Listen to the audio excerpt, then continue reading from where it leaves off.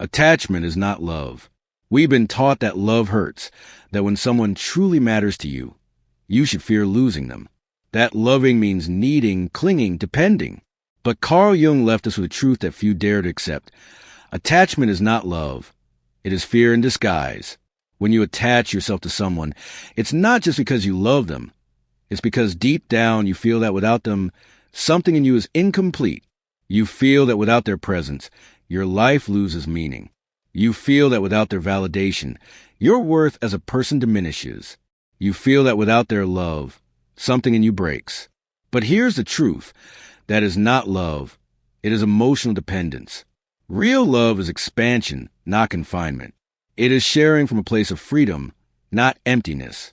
It is being with someone because you choose to, not because you need them to feel complete. Yet most people confuse love with attachment because they've experienced relationships where the fear of losing was stronger than the desire to share. And this is where I want you to ask yourself something. Do you truly love that person, or are you just afraid to be without them? How attachment masquerades as love. Attachment is not just feeling like you need someone in your life. It's feeling that without them, you lose a part of yourself. And it's easy to justify. It's easy to say you love someone so much that you can't imagine life without them. But the problem isn't loving. The problem is believing that without that person, love disappears. If you believe love exists only in another and not within you, you become a prisoner of that bond. If you believe you need someone to feel worthy, your happiness will always depend on external factors. If you feel that without them, you lose stability, it means you are using them as an anchor to hold yourself up. And here's the hardest truth to accept.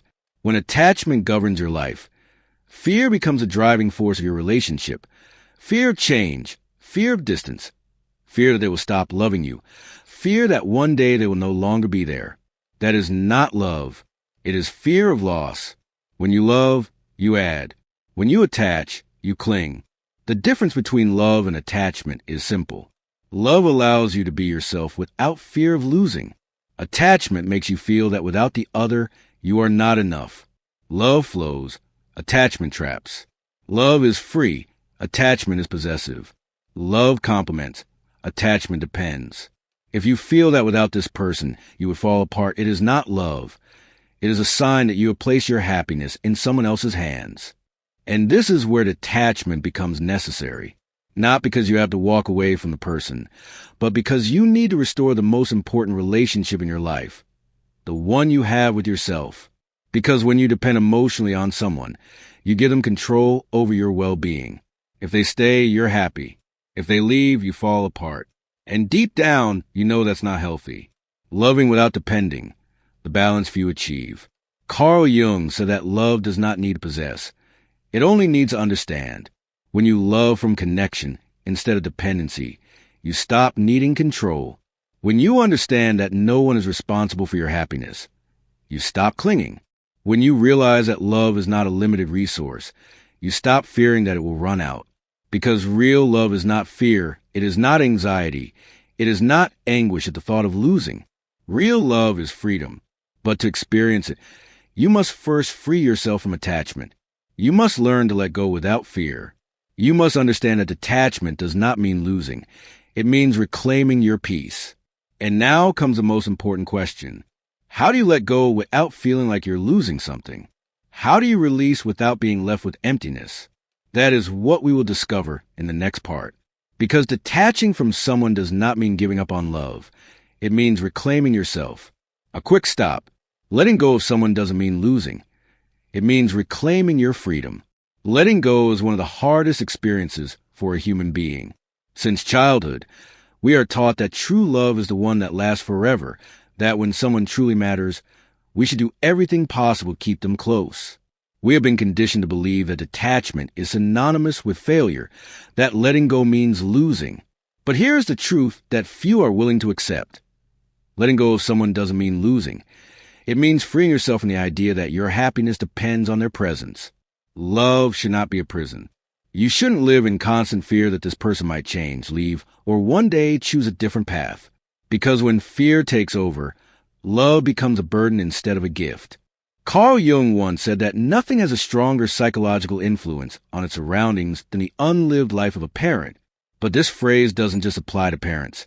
It applies to any relationship. When you sacrifice your essence to be with someone, when you abandon parts of yourself to sustain a bond, when you stay where you are no longer happy out of fear of letting go, you are giving up your own life. And that is the greatest loss of all. The fear of letting go is not love. It is dependency. If the thought of letting someone go terrifies you, ask yourself this. Is it really love that binds you, or is it the fear of being alone? Sometimes we believe we can't let go of someone because we love them too much. But if you dig deeper into that emotion, you will often discover that what truly holds you back is the fear of not finding someone else to connect with, the fear of facing yourself without the distraction of a relationship, the fear that the emptiness you feel will grow even larger. But here's the irony. The emptiness was already there before that person came into your life. You just disguise it by being with someone. You believe their love filled that void, but the truth is that no one can fill a void that only you can heal. Letting go of someone doesn't mean that person wasn't important. It doesn't mean you have to forget what you lived. It doesn't mean the love wasn't real. It means you choose to put yourself first. You choose your peace over a relationship that drains you. You choose to regain your energy instead of exhausting yourself over someone who is no longer present. You choose to move forward instead of staying trapped in what once was. Letting go doesn't mean stopping love. It means stopping the suffering. Many people believe that detachment means becoming cold, cutting ties completely, or erasing the past. But true detachment is not the absence of love. You can let go of someone and still appreciate what they meant in your life. You can move on without resentment. You can continue forward without erasing the past, but without remaining stuck in it. The difference between letting go with love and letting go with suffering lies in how you interpret the farewell. If you see detachment as a loss, it will hurt, as if something that belongs to you is being taken away. But if you see it as an act of love toward yourself, as an opportunity to reclaim your space, your energy, and your freedom, then letting go becomes an open door, not an ending. When you cling, you chain yourself. If you have ever tried to hold on to a relationship at all costs, you know that the more you cling, the more you suffer. The more you try to hold on to someone who wants to leave, the more you exhaust yourself. The more you fight to restore something that is already broken, the more frustrated you become. Because attachment does not strengthen bonds, it suffocates them. If love is real, it doesn't need to be forced. If the connection is genuine, it is sustained not by fear, but by choice. If someone truly wants to be in your life, they will be, without you having to convince them. That's why, when you cling to someone who is no longer emotionally present, you chain yourself to an illusion. You become trapped in the idea of what the relationship once was, what it could have been, in the version of the person you once knew, who perhaps no longer exists. But tell me something. How much longer do you plan to hold on to what is already left? How much more energy will you waste on someone who may have already moved on? Letting go is reclaiming your power. When you let go, you realize that the only person you truly need in your life is yourself. Not because others don't matter, but because self-love is the foundation of any healthy relationship. You cannot love from a place of lack. You cannot share your life if you do not belong to yourself first. You cannot build a strong connection if the fear of losing is always present. Letting go does not mean losing. It means reclaiming your space, choosing yourself again, opening yourself to new possibilities. It means trusting that what is meant for you will come without being forced. And now tell me, are you going to keep holding on to what no longer is, or are you going to take back your power? Because in the next point, you will discover how to heal without closing your heart, how to let go without shutting yourself off from love. When we lose someone who is important in our lives, the pain is inevitable. It feels like something inside us breaks, like a part of our identity crumbles with that person's absence. And this is where many people make the biggest mistake. Either they remain trapped in suffering, reliving the past over and over, or they become cold, closing themselves off from love to avoid feeling pain again. But Carl Jung taught us something fundamental. What you deny controls you. What you accept transforms you. If you try to heal by ignoring what you feel, you'll only push it deeper within you, and sooner or later it will resurface, disguised as fear, mistrust, or insecurity. Healing is not forgetting. Healing is not repressing. Healing is learning to feel without getting stuck in pain.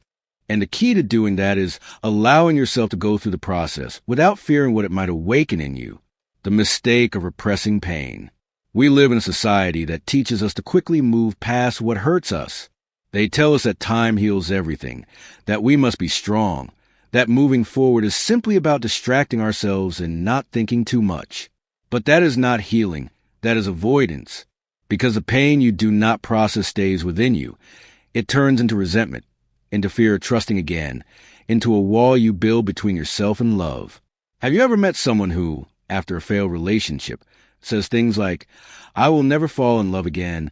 I can't trust anyone anymore. Love only brings suffering"? That person is not healed. They have merely closed their heart to avoid feeling vulnerable again. And instead of learning from their experience, they live in a constant state of protection, avoiding any real connection for fear of being hurt once more. But tell me, what is the point of protecting yourself from love if, in the process, you also deprive yourself of experiencing it? Feeling the pain is part of the process. If you truly want to heal, you cannot skip the pain. You have to face it. You have to allow yourself to feel the sadness, the anger, the nostalgia. You have to accept that it is normal to miss someone who was once important to you. You have to let every emotion run its course without trying to block it, because the pain you accept dissolves. But the pain you repress becomes a burden you carry for years. Don't be afraid to feel. Don't punish yourself for being sad. Don't think that just because you've chosen to let go, you no longer have the right to experience grief. Only when you allow yourself to feel without clinging to suffering can you truly heal. Healing doesn't mean closing your heart. Many people believe that the only way to avoid suffering again is to shut down. They decide they will never trust anyone again. They convince themselves it's better not to take another risk. They build walls around their hearts to avoid feeling pain again. But that is not the solution. Protecting yourself from love doesn't make you stronger. It only makes you lonelier. If you've been hurt, if you've had to let someone go, if love has brought you pain in the past, that doesn't mean it will always be that way. Every person who enters your life is a different experience. Every connection has something new to teach you. Every story is unique. If you close yourself off because of what has already happened, you will be denying yourself the chance to live something better. Don't let a negative experience define your ability to love. Don't let fear decide for you. Don't let the pain of the past become the reason you refuse to open your heart in the future. Because healing is not just about letting go of pain. It's about learning to trust again. How do you let go without becoming hardened? This is where many people get confused. They think detachment means becoming cold, indifferent, distant. That to avoid suffering, they must cut off all emotion at the root. That to heal, they must convince themselves they never cared. But detachment is not disconnection. It's not about becoming immune to emotions, but learning to experience them without getting trapped in them. It's not about forgetting what you've lived through, but about learning from it without resentment. It's not about stopping love, but understanding that love was never something you were meant to own. Carl Jung said that the key to emotional freedom is integrating the experience without clinging to it, being grateful for what was without needing to relive it, learning from what you've lived without fearing it will repeat, making space for the new without carrying the old. That is healing. It's not running from love, but finding a healthier way to experience it. It's not about hardening yourself, but learning to feel without depending. It's not about forgetting the one you loved, but releasing them with gratitude instead of pain. Love is not the problem. The problem is how you've interpreted it until now. If you've experienced it from a place of lack, you will see it as suffering. If you've lived it through attachment, you will believe you are nothing without it. If you've used it to fill emptiness, you will feel broken without the other person. But when you learn to love without fear, without dependence, without possession, then you realize that love is not something that comes from outside. Love has always been within you. And once you truly understand that, you will never be afraid to let go again. The real power is in moving forward. Now that you know that letting go doesn't mean losing, now that you understand that healing doesn't mean closing your heart, there's one last question. How do you transform this entire process into real growth? Because letting go and healing should not leave you empty. They should turn you into someone stronger, more aware, more whole. And that is what we will explore in the next part. The end of a love story is not the end of your life. It is the beginning of something much greater, transforming pain into growth, using the experience to make you stronger. The pain of letting go of someone can feel like an open wound. It can make you doubt yourself, wonder what you did wrong, relive memories over and over in your mind. But there is something you need to understand. Suffering is only destructive when you don't use it to grow. Carl Jung said that without pain, there is no awareness. The experiences that hurt us the most don't come into our lives to destroy us, but to reveal something we had refused to see. They force us out of what is familiar and push us to a higher level of consciousness, teaching us what we need to learn about ourselves. But many people get stuck in their pain. They relive it over and over again, using it to justify their distrust. They identify so deeply with their suffering that it becomes a part of their identity. But this is where you have a choice. You can allow pain to consume you, or you can use it as fuel for your transformation. Every experience you've lived through, every loss, every disappointment, has left something within you. Maybe you learned that you cannot rely on someone else to make you happy. Maybe you realized that you never set boundaries, and that led you to lose yourself in a relationship. Maybe you discovered that you had settled for less than what you truly deserved. Pain has a purpose. It is showing you something about yourself that you hadn't wanted to face. And if, instead of asking, why did this happen to me, you start asking, what can I learn from this? Everything changes. Because now, pain is no longer a punishment but a tool for growth. If it left you feeling insecure, use it to build a stronger sense of self-confidence. If it made you feel lost, use it to reconnect with what you truly want. If it taught you that you gave too much without receiving the same in return, use it to learn how to set healthy boundaries.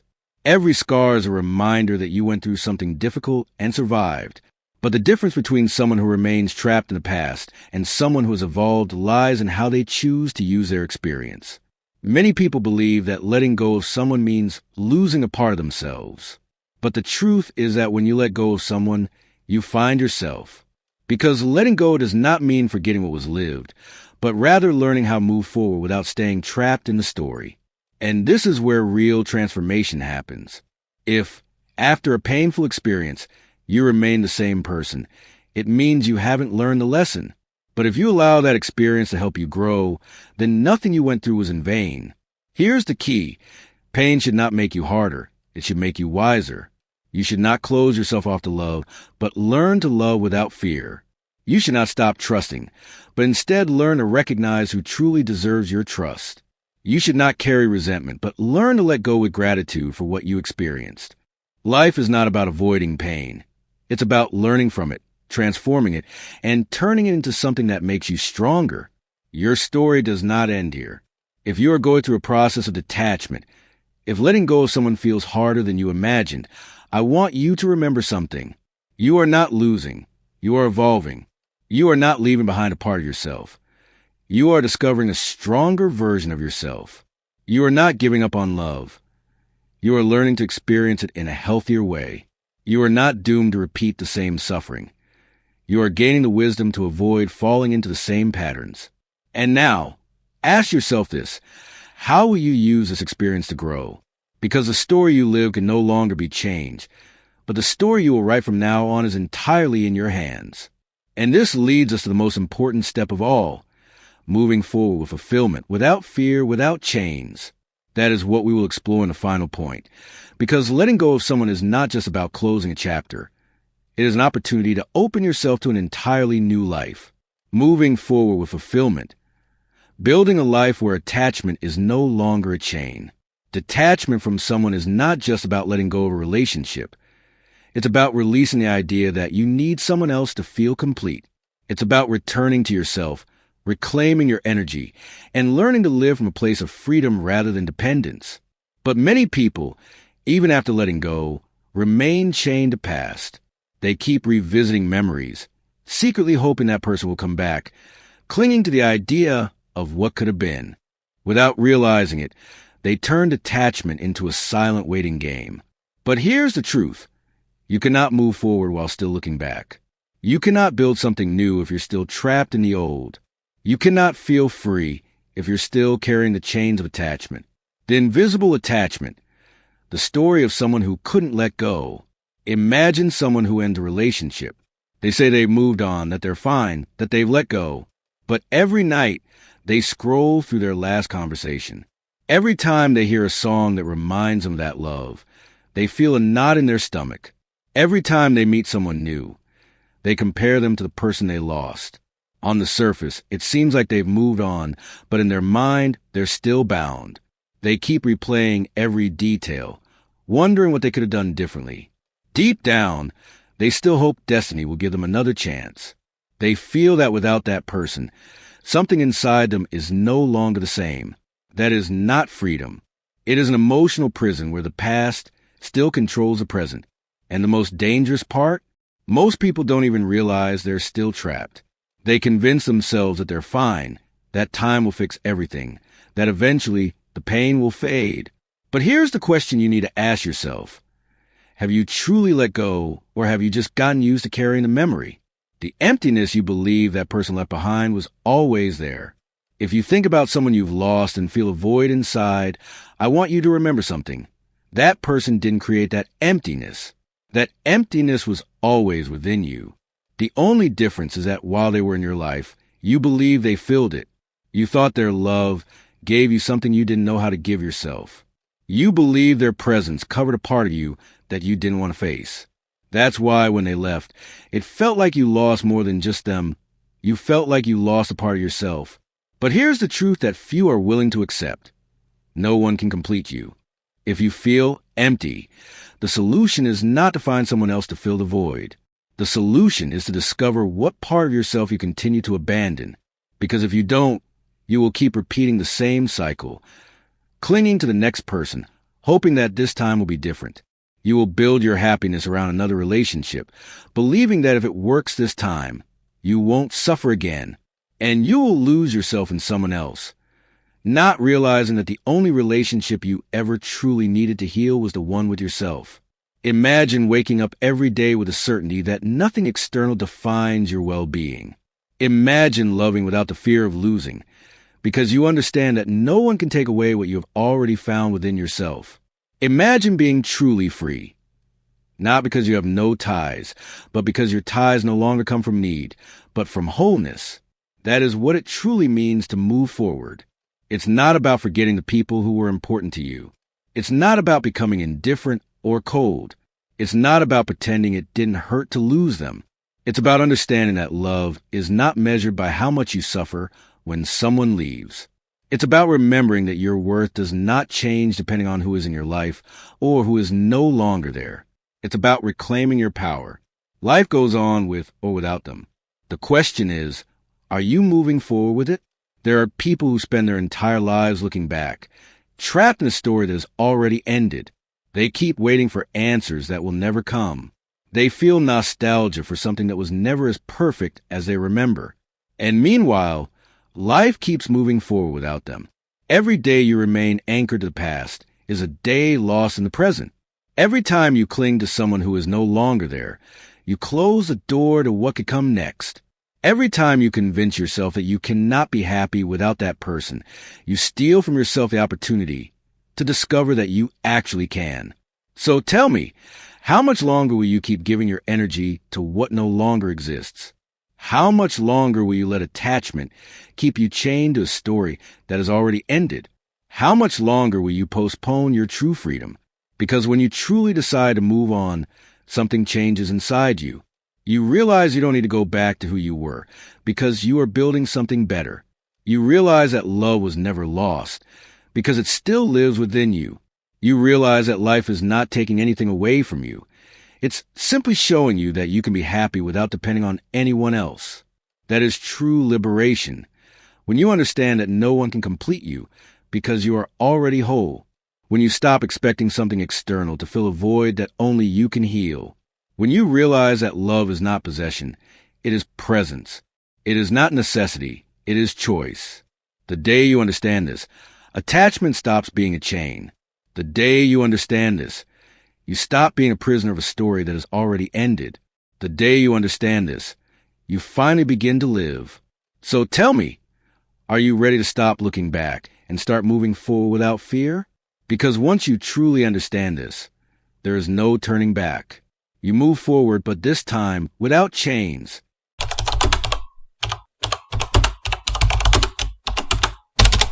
Since the dawn of time, human beings have sought to understand the meaning of love, the mystery of deep connections, and the reasons behind the relationships that shape our lives. Why do some people seem destined to meet? Why do certain bonds transform us, leaving an indelible mark, while others pass through our lives like fleeting shadows?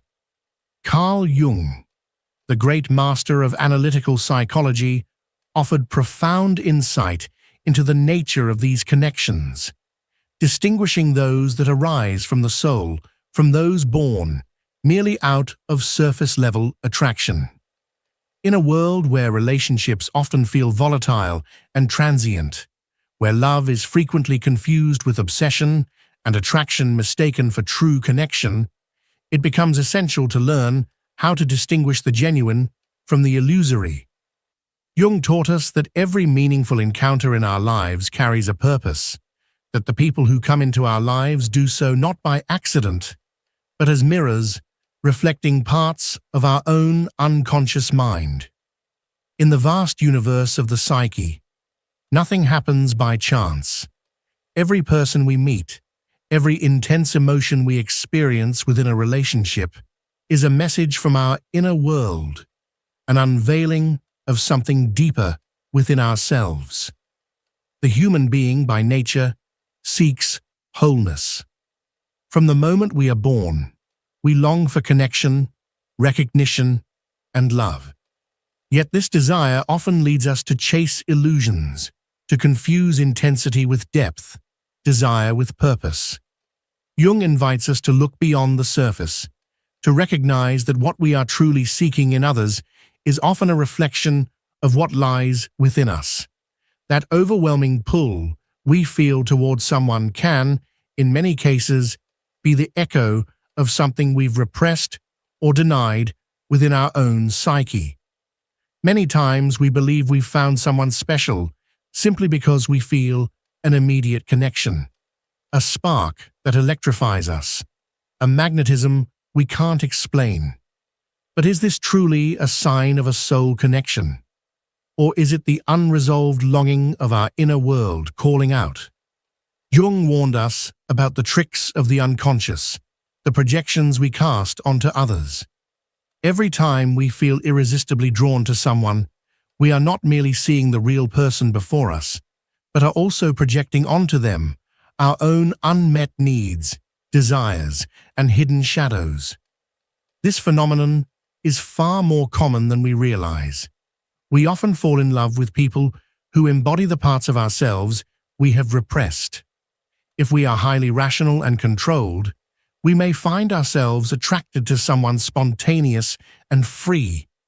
If we have buried our vulnerability, we might feel an intense pull towards someone who displays it fearlessly. But this is where a critical distinction must be made. A soul connection is not born out of lack or need. It is born from mutual recognition. It is not about filling voids, but about sharing fullness. For Jung, true love is neither possession nor dependency. It is not a game of deficiencies where one person seeks in another what they feel they lack. A soul connection does not stem from the fear of being alone, nor from the desire to be validated by another. Instead, it is a meeting between two beings who have learned to see each other without illusions, without masks, and without the distortions of unconscious projection. The path to recognizing an authentic connection begins within. We cannot differentiate real love from fleeting attraction if we haven't explored our own inner darkness. Jung emphasized the necessity of integrating the unconscious aspects of our psyche, of facing what we have buried, acknowledging our wounds, and bringing to light what lies in the shadow. Only after this inner work can we see others clearly, without the filters of unfulfilled needs clouding our vision. A true soul connection does not aim to complete the other person, but to walk beside them in their journey of self-discovery. It is not a relationship founded on idealization or emotional dependence, but one built on the profound understanding that each individual is a universe unto themselves. It is a connection where both people can grow and evolve together, without fear, without manipulation, and without the unconscious desire to dominate or be dominated. By contrast, mere attraction is often fleeting, intense, but shallow. It feeds off immediate desire and the longing to possess or be possessed, but rarely transcends the boundaries of the physical or emotional. In such relationships, the absence of true self-awareness leads individuals to become entangled in dynamics of attachment and frustration. Attraction alone is not enough to sustain a meaningful relationship. It may ignite a fire, but it lacks the depth and stability needed to nurture something lasting. Jung teaches us that true love is born the moment we dare to look beyond desire. When we see the other person not just with our physical eyes, but through the eyes of the soul. It's in these rare moments when we encounter someone who resonates deeply with our innermost being that we experience a sense of recognition so clear, so undeniable, that it transcends explanation. This is not the high of unrestrained passion, nor the anxiety that comes from craving acceptance. Rather, it is a state of calm, mutual understanding, a serene trust, rooted not in fear, but in choice. In this space, love doesn't cling or grasp. It flows freely because both individuals know they will be fine, regardless of the path their relationship takes. A love grounded in awareness is fundamentally different from a love rooted in need. Most people seek love as a way to soothe their loneliness, to fill an inner emptiness, or to avoid facing themselves. But a genuine connection cannot grow from a place of lack. It only arises from inner wholeness. True love is the union of two souls who have already learned to feel complete on their own, and therefore they are able to walk alongside one another without the fear of losing themselves in the process. This kind of relationship requires maturity. It demands that we see reality as it truly is, not through the lens of fantasy or projection. It requires courage, because we must be willing to face our own shadows rather than projecting them onto someone else. And most of all, it requires authenticity. Only when we show ourselves as we truly are, without masks or performances, can we attract those who are truly meant to walk this path with us. So the question becomes, are you seeking love out of need or from a place of inner abundance? Are you allowing yourself to be swept away by attraction without pausing to ask what lies beneath it? Jung invites us to look inward before offering ourselves to someone else. He reminds us that every relationship we experience is a reflection of our own psyche, and that only by doing the inner work can we cultivate authentic connections. Real connections do not leave us confused. They do not make us question our worth. They do not push us to erase our identity in order to fit into someone else's world. When two souls connect, there is freedom, trust, and mutual growth. There is no manipulation, no power struggle, no need to reshape the other to meet our expectations. The great trap of attraction is that it makes us feel alive, sparks hope, seduces us with the illusion of eternal love. But when it lacks a true, soul-level connection, it inevitably falls apart over time. Many people spend their lives jumping from one relationship to another, endlessly searching, but never truly finding, because they haven't yet understood that real love begins with self-awareness.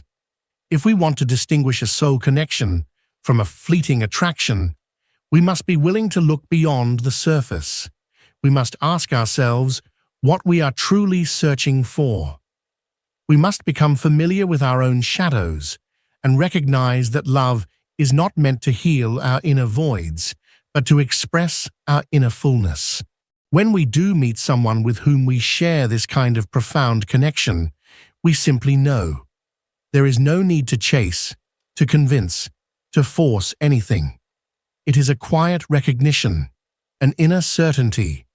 And if you haven't yet found this type of connection, remember, everything begins within.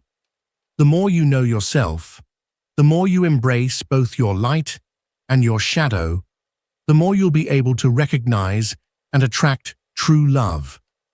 Jung's message is clear.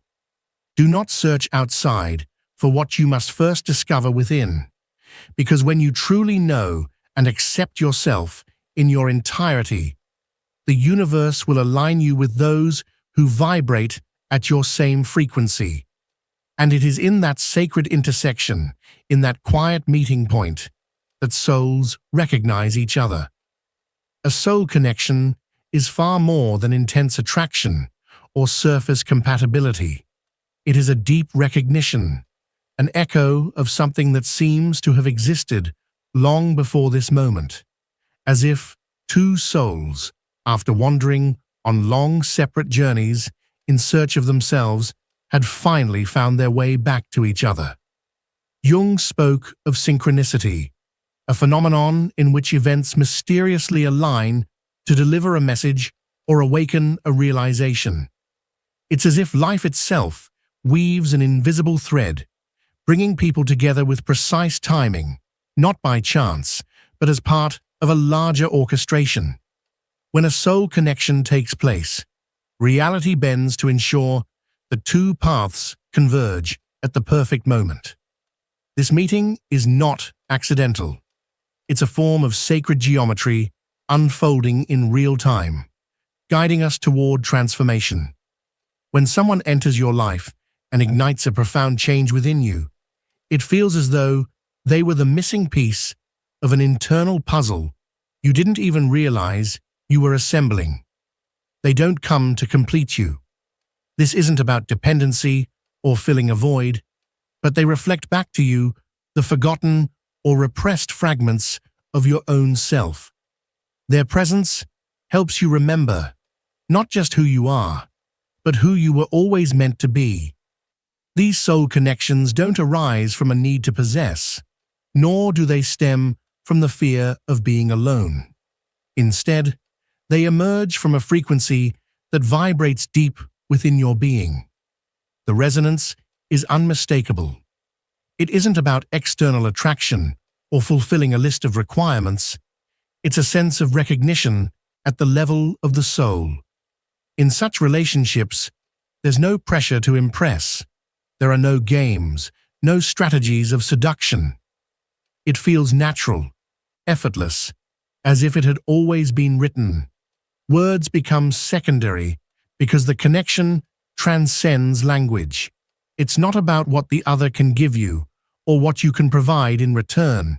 It's about walking a shared path, growing, evolving, supporting each other in the journey of expanding consciousness. Unlike mere attraction, where physical desire or emotional validation often rule the dynamic, a soul connection is marked by authenticity. There's nothing to prove, no roles to perform, no parts of yourself to hide. Vulnerability is not only welcomed, it's essential, because true love doesn't demand perfection. It embraces the entirety of who you are. The shadow, a central concept in Jungian psychology, plays a crucial role in our relationships. Often, we are drawn to people who mirror the very aspects of ourselves we've repressed or denied. These are not soul connections, but rather psychological mirrors, reflections of our own unhealed wounds. That's why some relationships are charged with intensity, emotional turmoil, and endless cycles of conflict. They aren't destined unions. They are opportunities. These relationships reveal our inner struggles, our unmet needs, our traumas still waiting to be seen. In these encounters, attraction can feel overpowering, but that doesn't mean they're healthy. These are the bonds where emotional dependency and attachment take over, where love is confused with control and passion is laced with fear. The fear of losing the other becomes a source of pain, creating toxic patterns of dominance and submission. These are the connections that drain, rather than nourish. They leave you feeling depleted, not renewed. As Jung taught, these relationships are not random misfortunes. They are catalysts, designed to push us toward healing, to force us to face the shadow within. True love, by contrast, expands.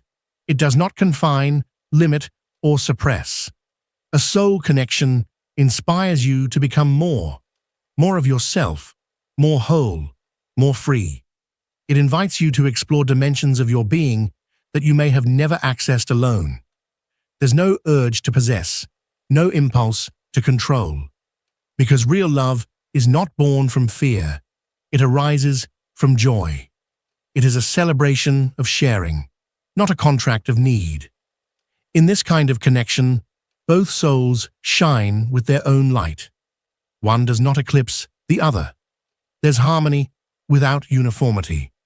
When you're in a soul connection, it feels like home, not because the other person is responsible for your happiness, but because together you create a space where both can be wholly, authentically themselves.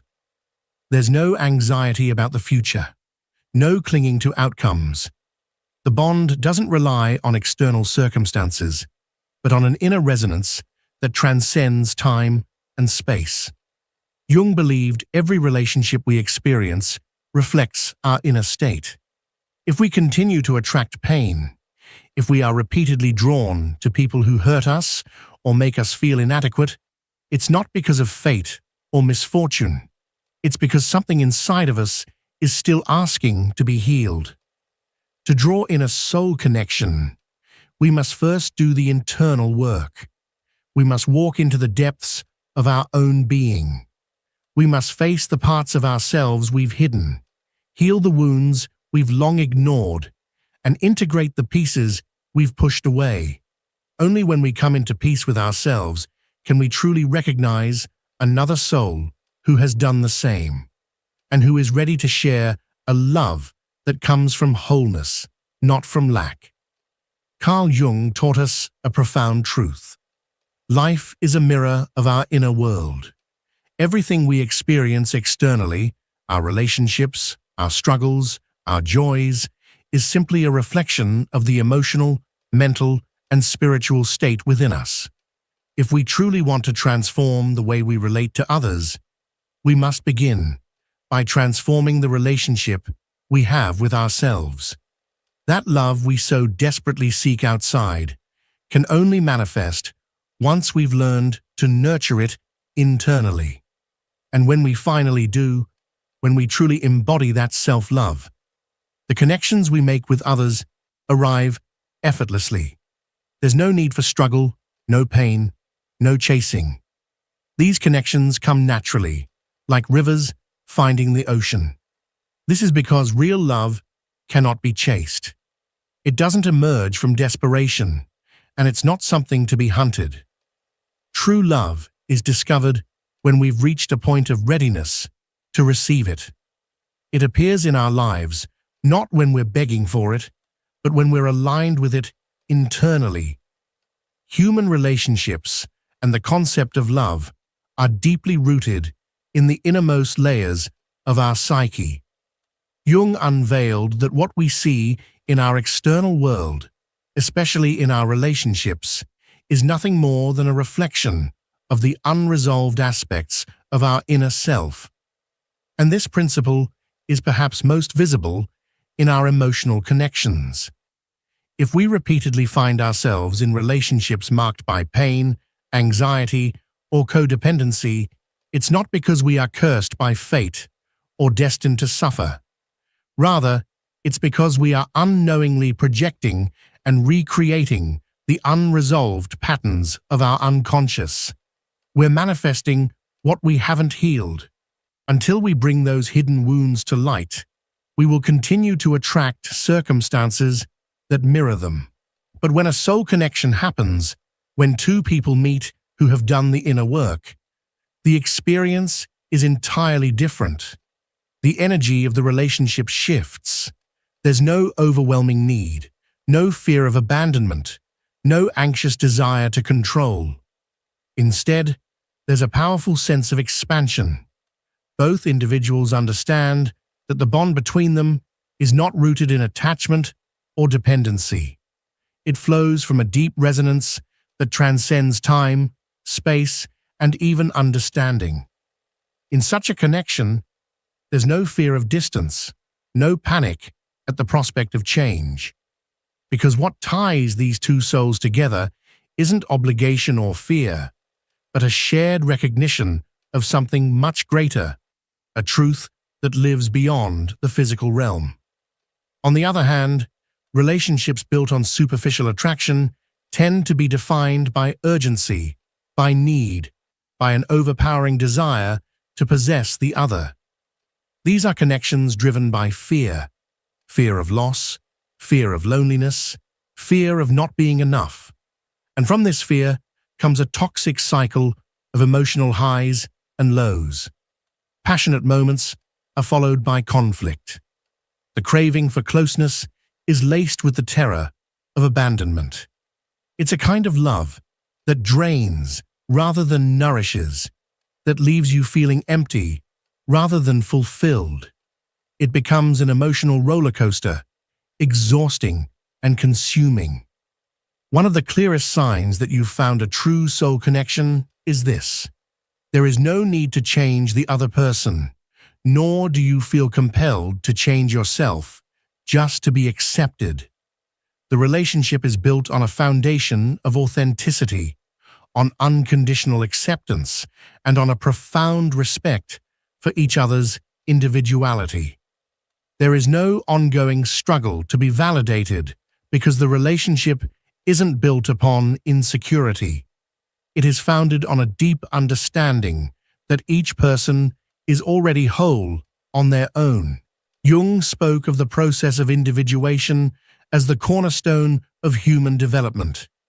Individuation is the journey of self-discovery, the integration of all the fragmented parts of our psyche.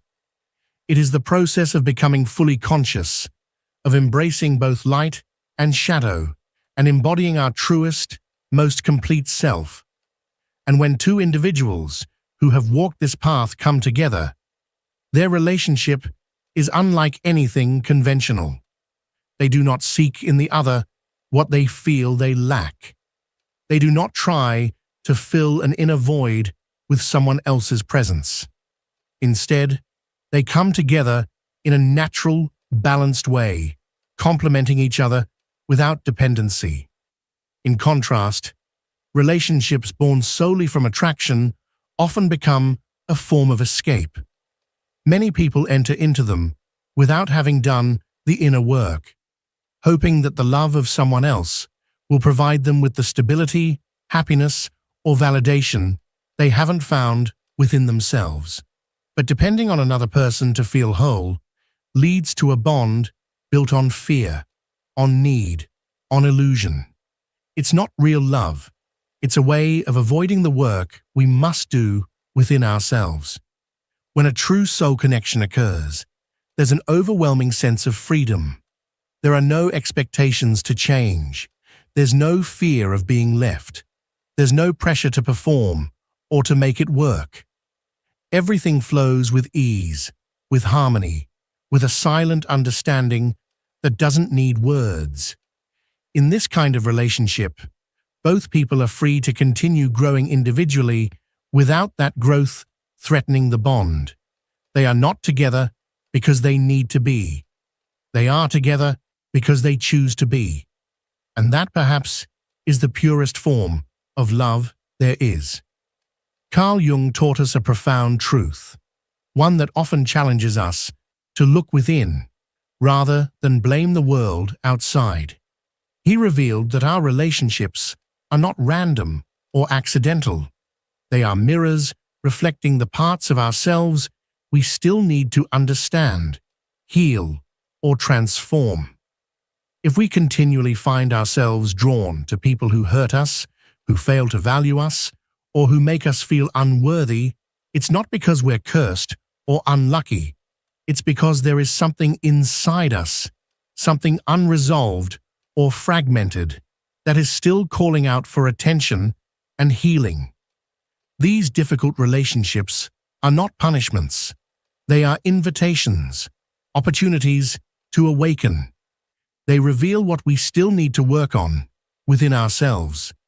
We attract not what we want, but what we believe we deserve. We attract what resonates with our current level of consciousness, our inner emotional frequency. And so, if we wish to experience different relationships, more fulfilling and authentic ones, we must first shift the relationship we have with ourselves.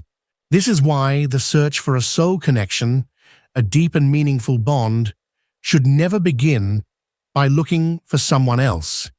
It must begin with a journey inward. The more we come to understand ourselves, the more we dedicate time and care to healing our old wounds, to integrating the darker parts of us we'd rather ignore, and to embracing our true essence. The easier it becomes to attract a relationship that reflects that same level of depth and awareness. It's not about finding someone to complete us, or someone who will finally make us happy. That's a misunderstanding of love. True happiness starts from within. We must learn to be at peace with who we are, to enjoy our own company, to nourish our inner world, so that when we do share our life with someone, we're not asking them to fill a void. We're inviting them into a space already full of life. So many people spend their lives chasing the idea of love, never realizing that what they're really chasing is a remedy to their own internal emptiness. And when a relationship fails to instantly deliver happiness or validation, they move on to the next person and then the next, repeating the same patterns, caught in an endless loop. But true fulfillment doesn't come from constantly seeking something outside ourselves. It comes from the courage to turn inward and face what's there. Love that is grounded in self-awareness and consciousness is entirely different from love that is born out of need. There is no desperation in it. There is no clinging. There is no suffering rooted in fear or insecurity. Instead, there is peace. There is clarity.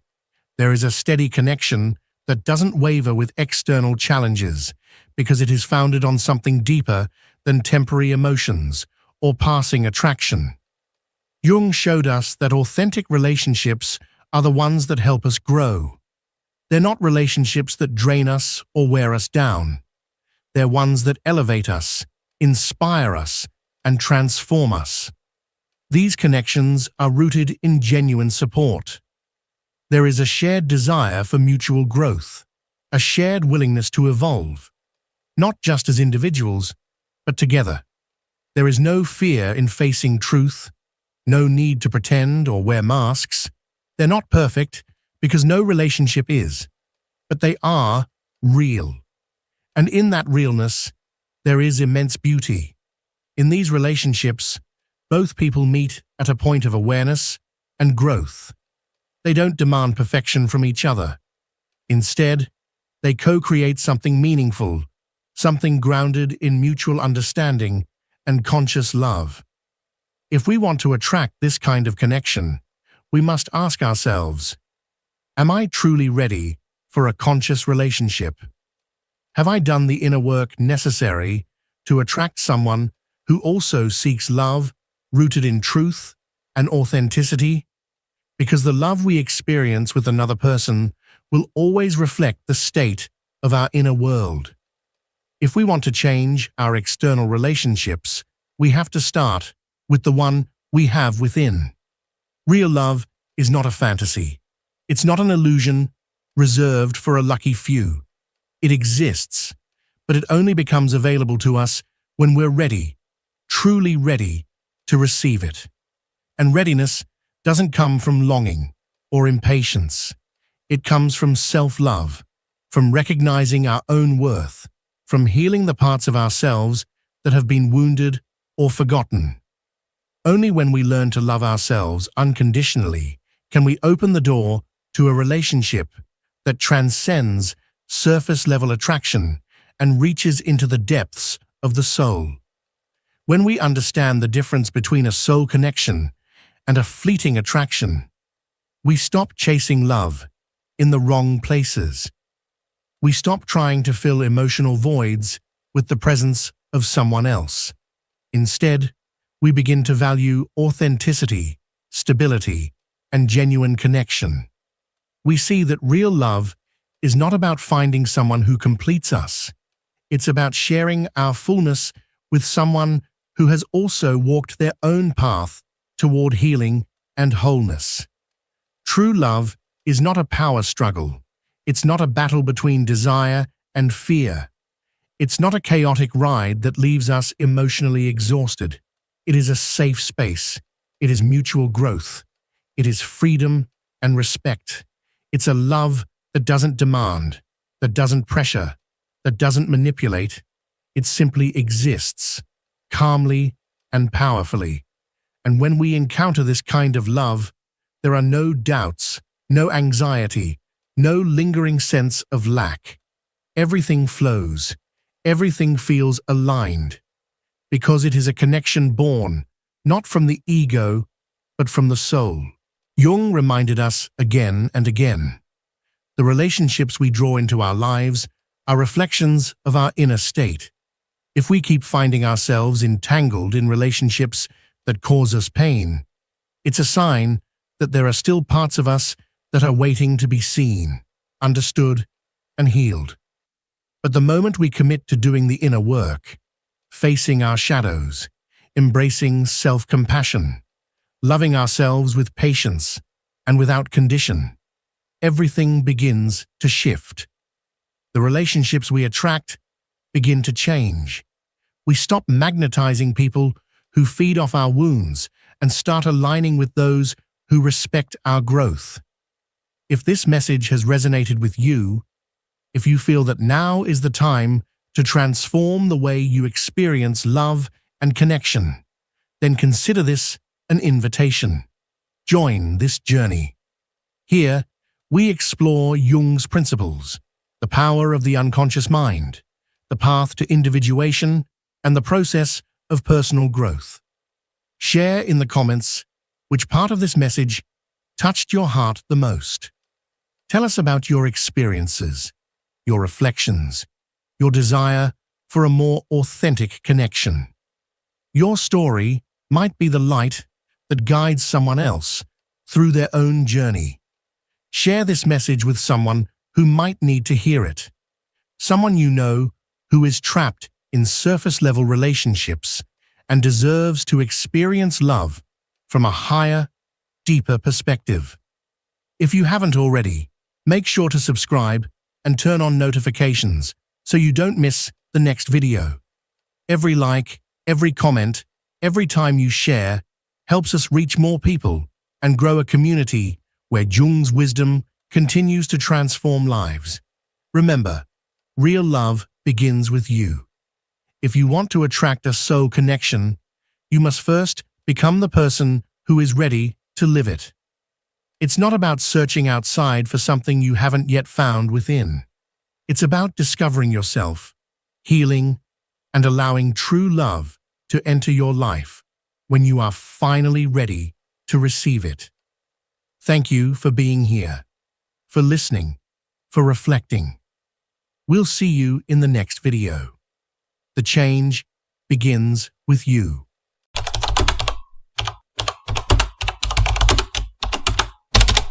Why is it so hard to forget someone who has hurt us? Is it the heart, the mind, or something even deeper that keeps us tied to the past. Perhaps you've tried to move on, filling the emptiness with new experiences, convincing yourself that it no longer matters, and yet somehow that memory lingers like a persistent shadow that refuses to fade. Have you ever wondered why this happens? Today, we are going to explore an answer that goes beyond the superficial, diving deep into the hidden corners of our mind and soul. To truly understand why certain people and experiences remain etched into us, despite our strongest efforts to let them go, we must look beyond what is visible. One of the greatest minds in psychology, Carl Jung, dedicated his life to deciphering the mysteries of the unconscious.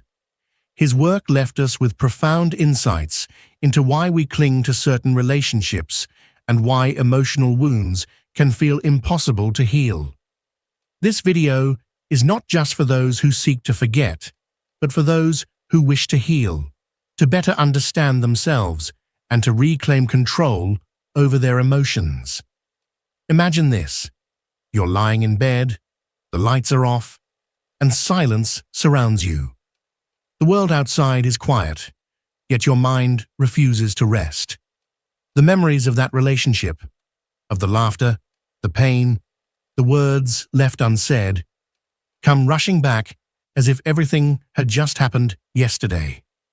Perhaps you find yourself wondering, why couldn't things have been different? What could I have done to avoid the pain?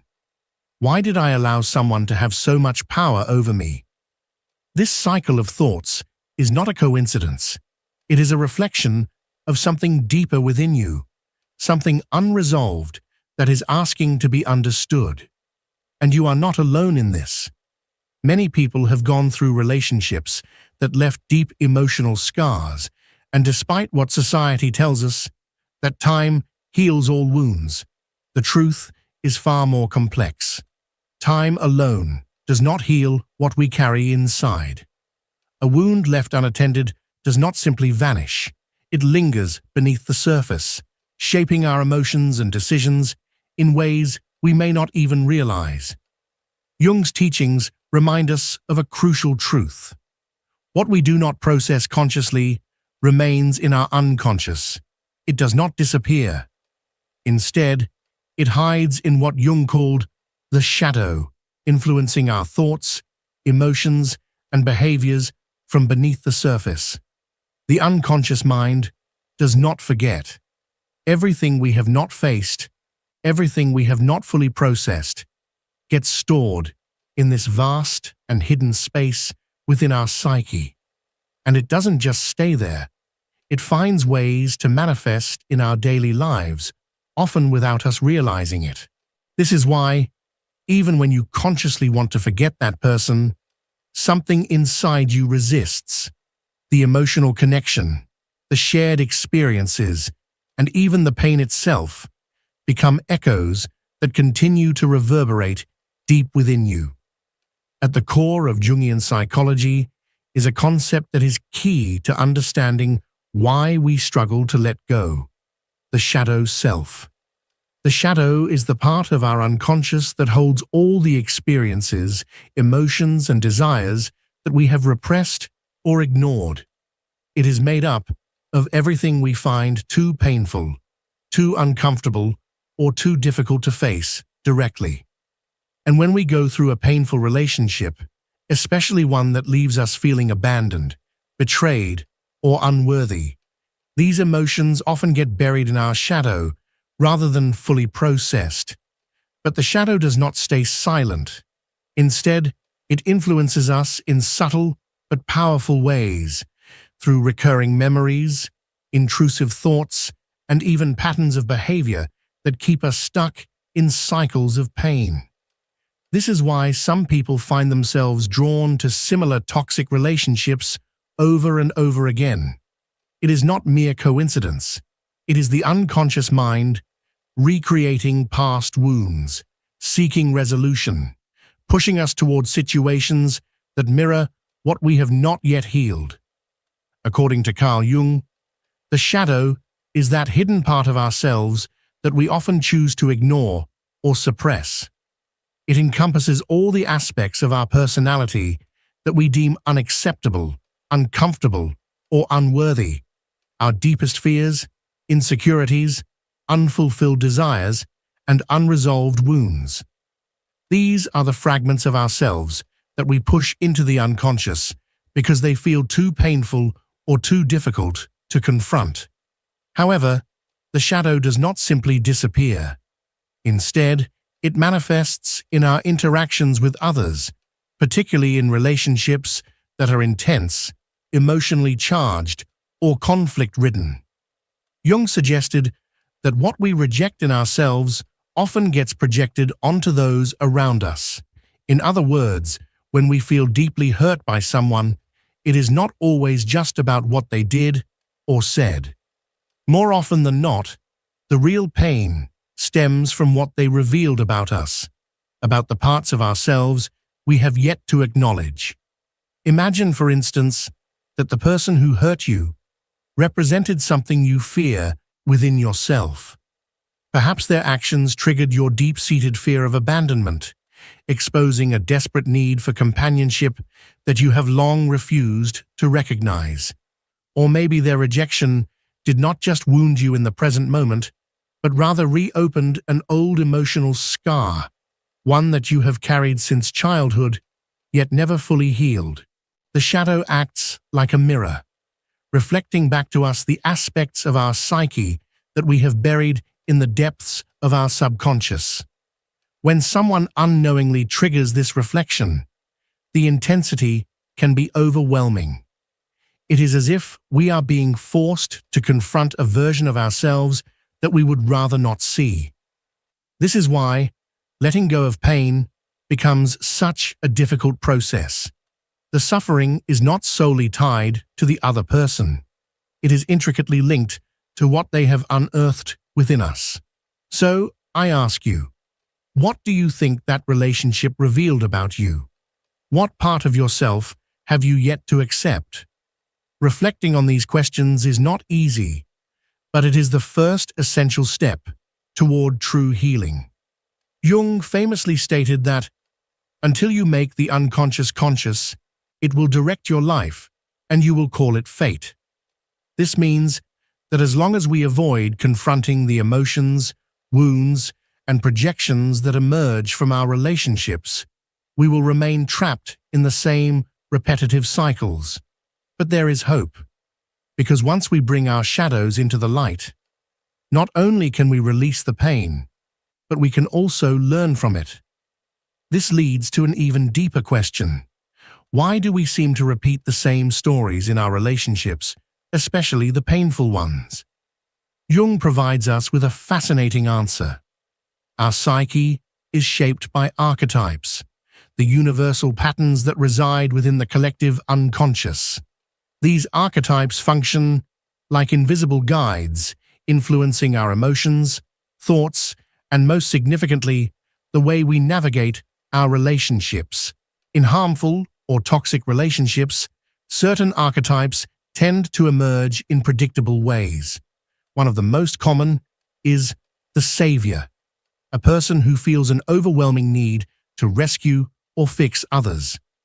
At first glance, this role might seem noble or selfless, but beneath the surface, it often masks a deep insecurity, the need to feel needed in order to validate one's own existence. On the other side of this dynamic, we find the victim, someone who identifies with suffering and helplessness, believing that their well-being is dependent on others. This archetype naturally attracts the savior, leading to a relationship built on mutual dependency. Over time, however, this dynamic becomes unsustainable. Then, lurking in the shadows, there is the villain. This figure arises when unhealed wounds manifest as aggression, control, or manipulation. Often, those who play the role of the villain have been wounded themselves, and they perpetuate cycles of pain as a form of self-protection. These archetypes do not exist in isolation. They interact, fuel each other, and create complex emotional patterns. For example, a person who identifies as the savior may initially feel fulfilled by helping someone they see as the victim. But as time goes on, they may begin to feel drained, unappreciated, or taken advantage of. This resentment can eventually transform them into the villain in the eyes of the victim, leading to a cycle of blame, hurt, and disillusionment.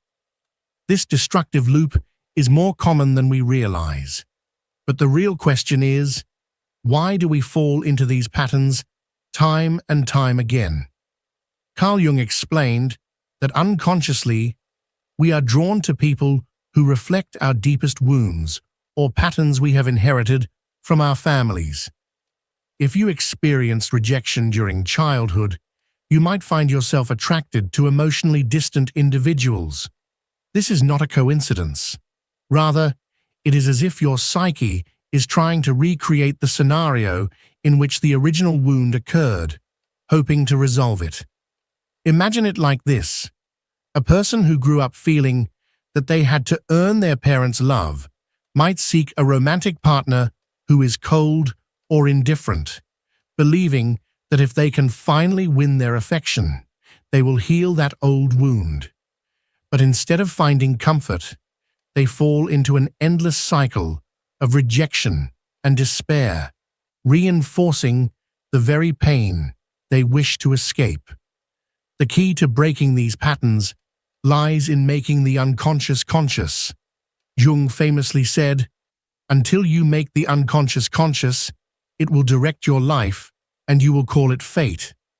This means that if we do not bring awareness to the forces shaping our relationships, we will continue to repeat the same painful patterns, believing them to be inevitable, rather than choices we can change. One of the most powerful ways to free ourselves is by identifying the archetypes that influence our relationships. Archetypes are deep, universal patterns of behavior and emotion that operate within our psyche. Are you playing the role of the savior, always trying to fix and rescue others? Or perhaps you see yourself as the victim, constantly feeling powerless in your relationships. Maybe you even identify with the villain, pushing people away before they can hurt you. Take a moment to reflect. What roles have you unconsciously played in your past relationships? What patterns seem to repeat over and over again? Answering these questions is the first step to unraveling the hidden forces shaping your life. By bringing these patterns into the light, you begin the journey of breaking the cycle. Because in the end, understanding your archetypes doesn't just free you from toxic relationships, it allows you to build healthier, more authentic, and deeply fulfilling connections. Forgiveness is not about time. It is about internal transformation. We often believe that simply waiting will make pain fade away. But Jung teaches us that true healing requires us to confront our shadow. The shadow is the hidden part of our psyche that holds the emotions, fears, and wounds we try to avoid. But how do we face it?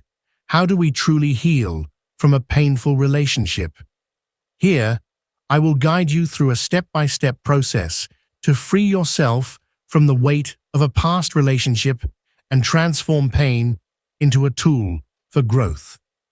The first step is to recognize the emotions that this person still triggers in you. Take a moment to reflect. When you think about them, what do you feel? Is it anger, sadness, guilt, or perhaps a confusing mix of emotions? Instead of suppressing these feelings, allow yourself to fully acknowledge them.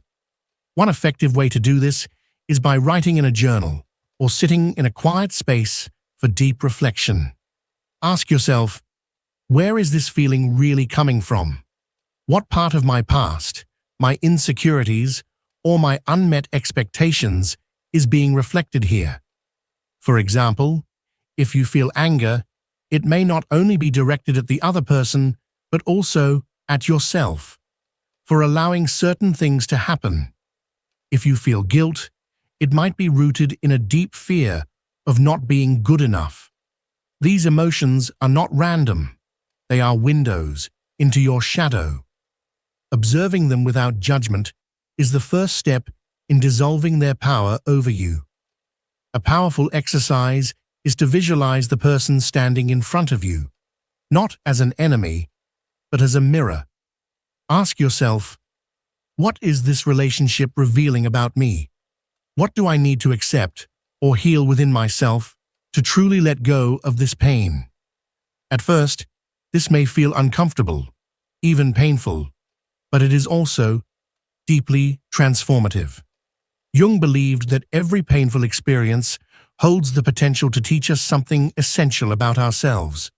The relationships that mark us the most, whether through love or suffering, are opportunities to uncover hidden patterns that need to change and wounds that are ready to heal. Instead of asking, "Why did this happen to me?" shift your perspective and ask, "What can I learn from this?" For instance, if a relationship made you feel invisible or unappreciated, perhaps it is a sign that you need to work on your self-worth and establish stronger boundaries. If it made you feel emotionally dependent, it might be an opportunity to develop your autonomy and strengthen your sense of self. Reframing pain as a lesson empowers you. It shifts you from feeling like a victim of your circumstances to becoming the creator of your own healing. In the end, to forget is not to erase, but to reconnect with yourself in a way that makes the past lose its power over you. Carl Jung described this process as individuation, the journey toward emotional awareness and the integration of all aspects of our psyche. It is a path of self-discovery that requires us to embrace both our light and our shadow, acknowledging every hidden corner of our being. By doing so, we cultivate a deeper, more solid connection with ourself, that complete and authentic version of who we truly are beneath the layers of conditioning and fear. Individuation demands commitment and courage. It is not an instant transformation, but rather a gradual unfolding of self-awareness. Each small step matters. You can begin by carving out time for self-reflection, exploring your passions, and nurturing the aspects of your life that you may have neglected. Engage in activities that nourish your soul, whether it's meditation, painting, writing, or simply reconnecting with nature. These practices do more than just provide temporary relief.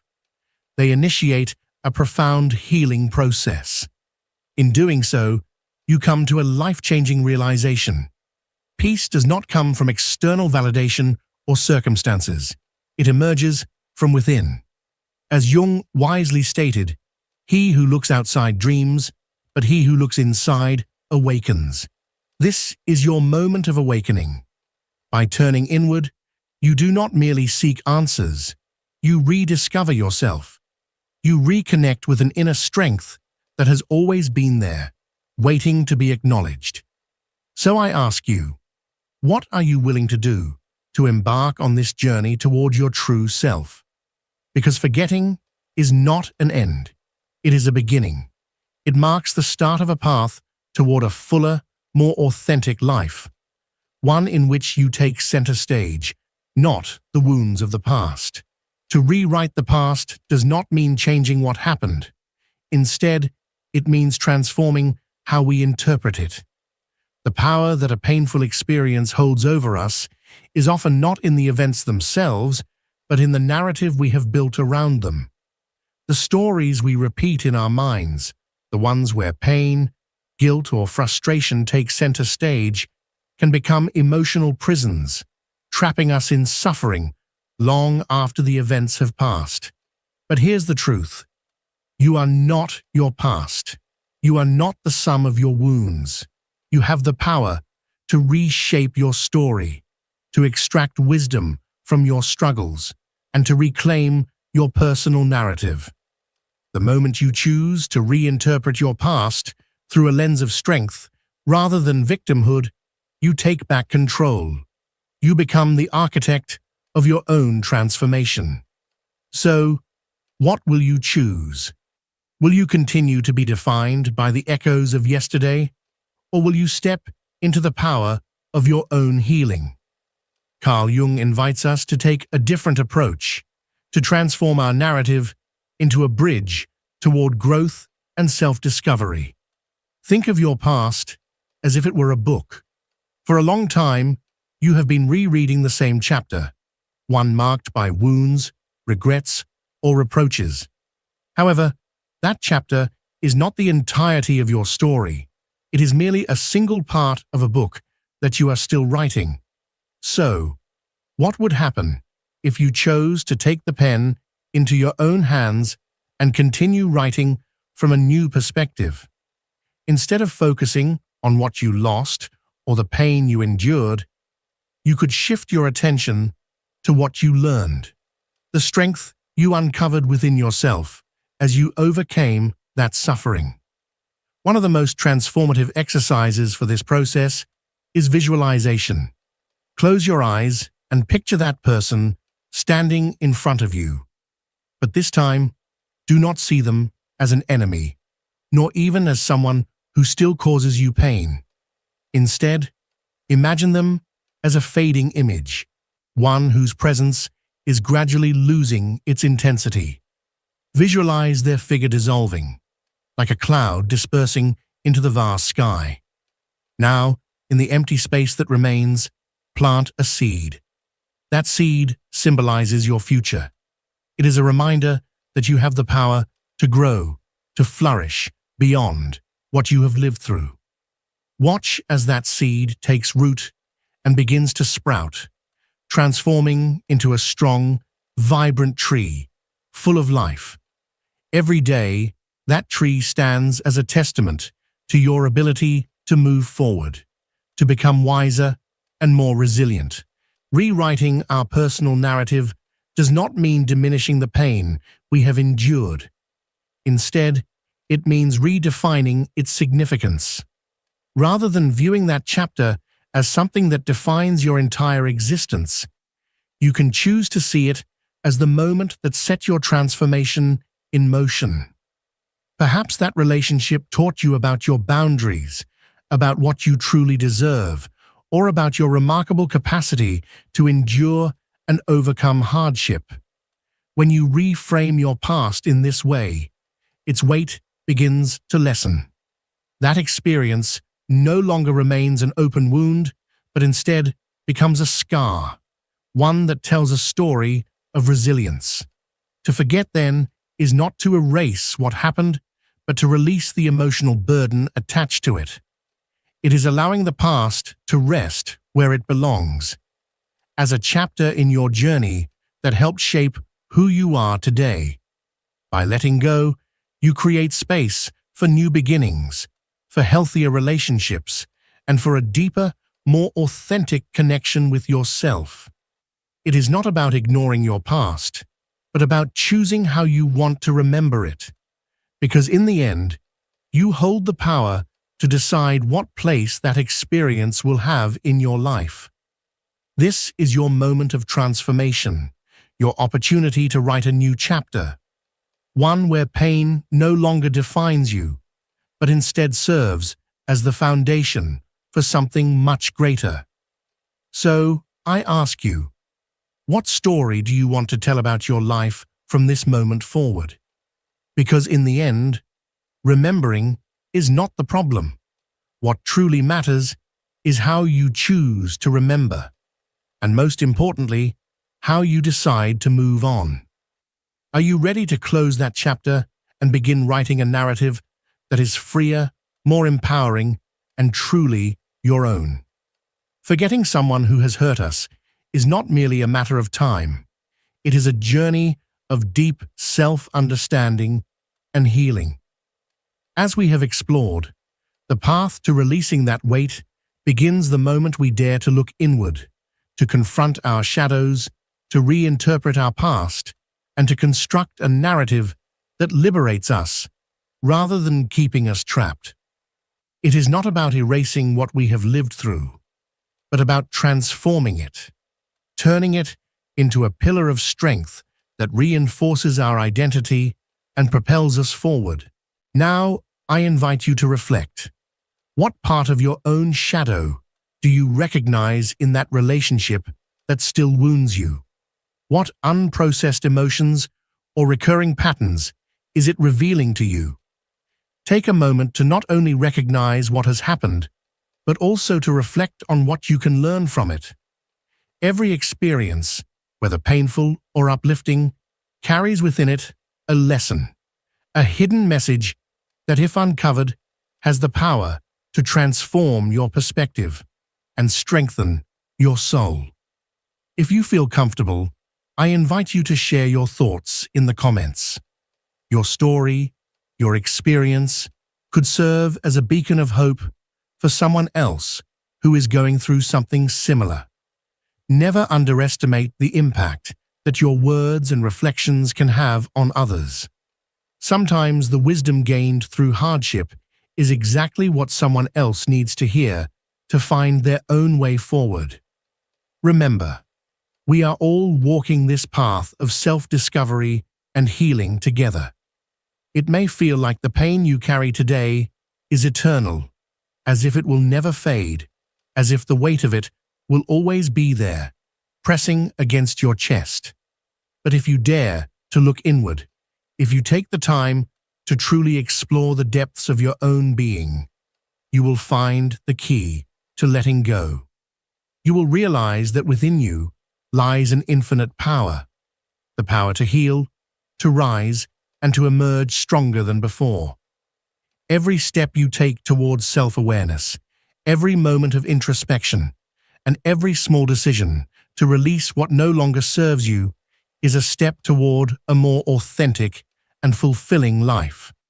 Healing is not about forgetting. It is about transforming. It is about reshaping your pain into wisdom and using it as fuel for your personal evolution. Forgetting is not the end. Rather, it is the beginning of a new path, a journey of transformation that leads to clarity, growth, and an unshakable sense of inner peace. If these words have resonated with you, I encourage you to take action today. Don't let this be just another fleeting moment of reflection. Make it the beginning of something greater. Take a few minutes to write down your thoughts. Visualize the life you want to create, and start laying the foundation for a future filled with endless possibilities.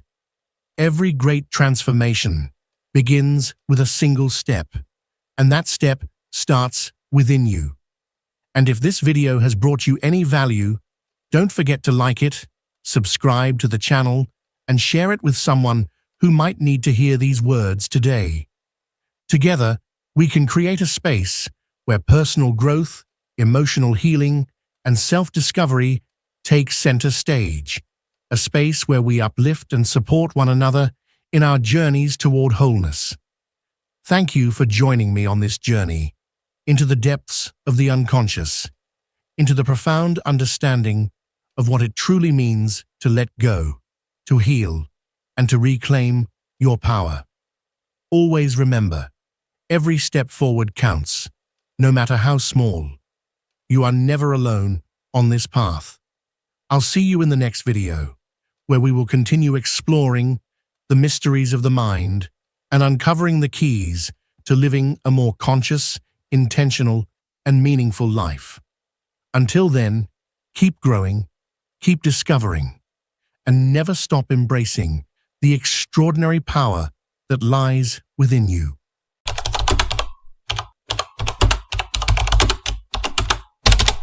We all want to believe that our parents did the best they could. And maybe they did. Maybe they truly gave everything they had, with the tools and understanding available to them at the time.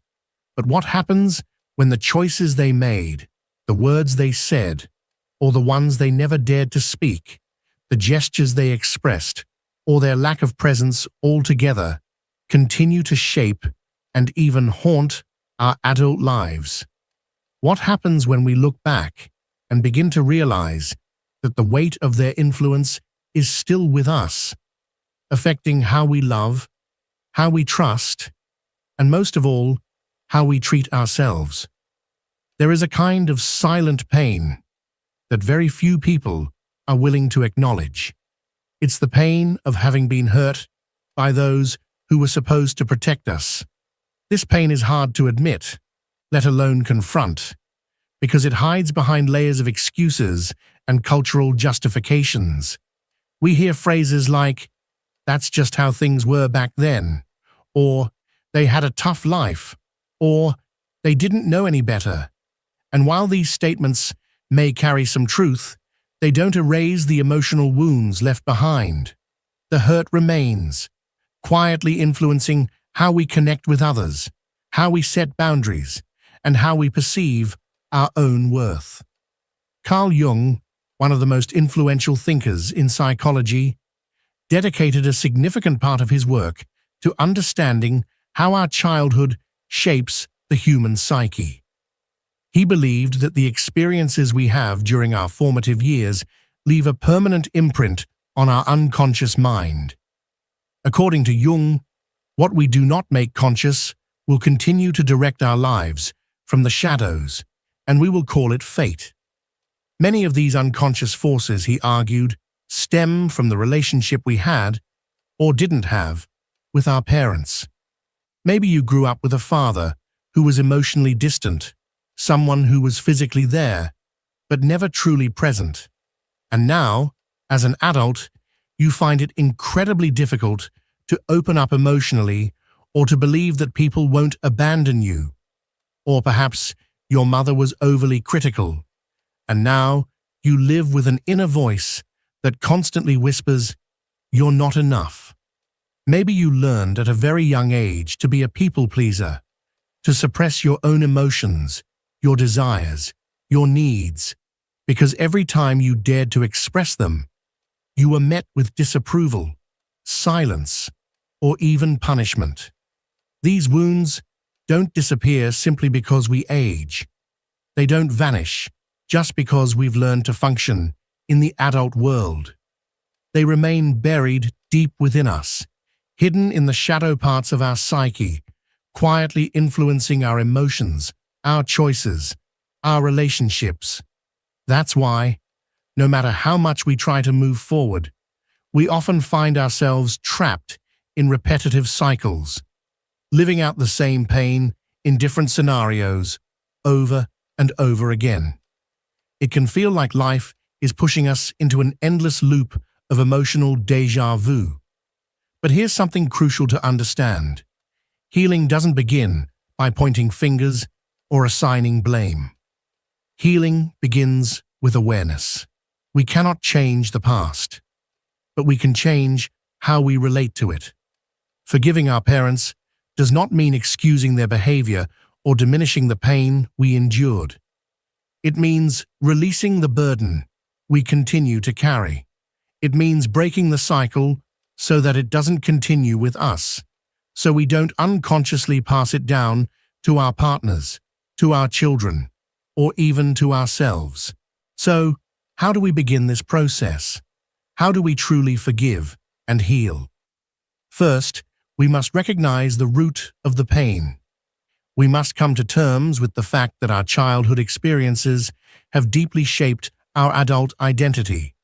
Only when we fully acknowledge how those early experiences molded us can we begin to untangle the emotional patterns that are no longer serving us.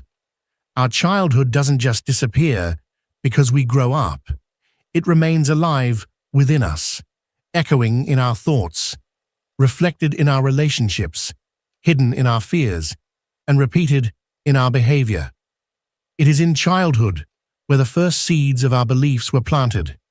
Beliefs about love, trust, safety, and our own self-worth.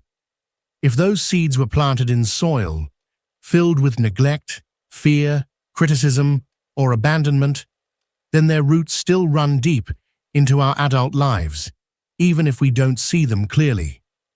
Jung explained that the unresolved issues of our childhood continue to manifest unconsciously throughout our adult lives.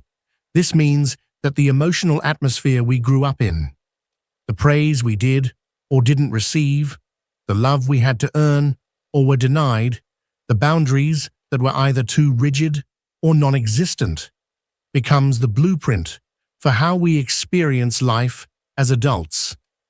We may not remember every moment of our early years, but our current emotions, reactions, and coping mechanisms are living reflections of what we absorbed back then. Think about this.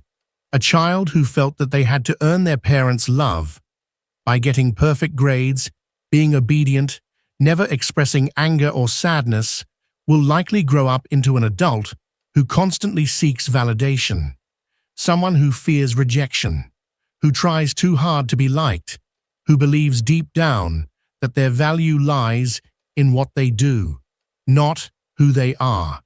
Not because they consciously chose this way of being, but because their unconscious mind learned that this is how love works.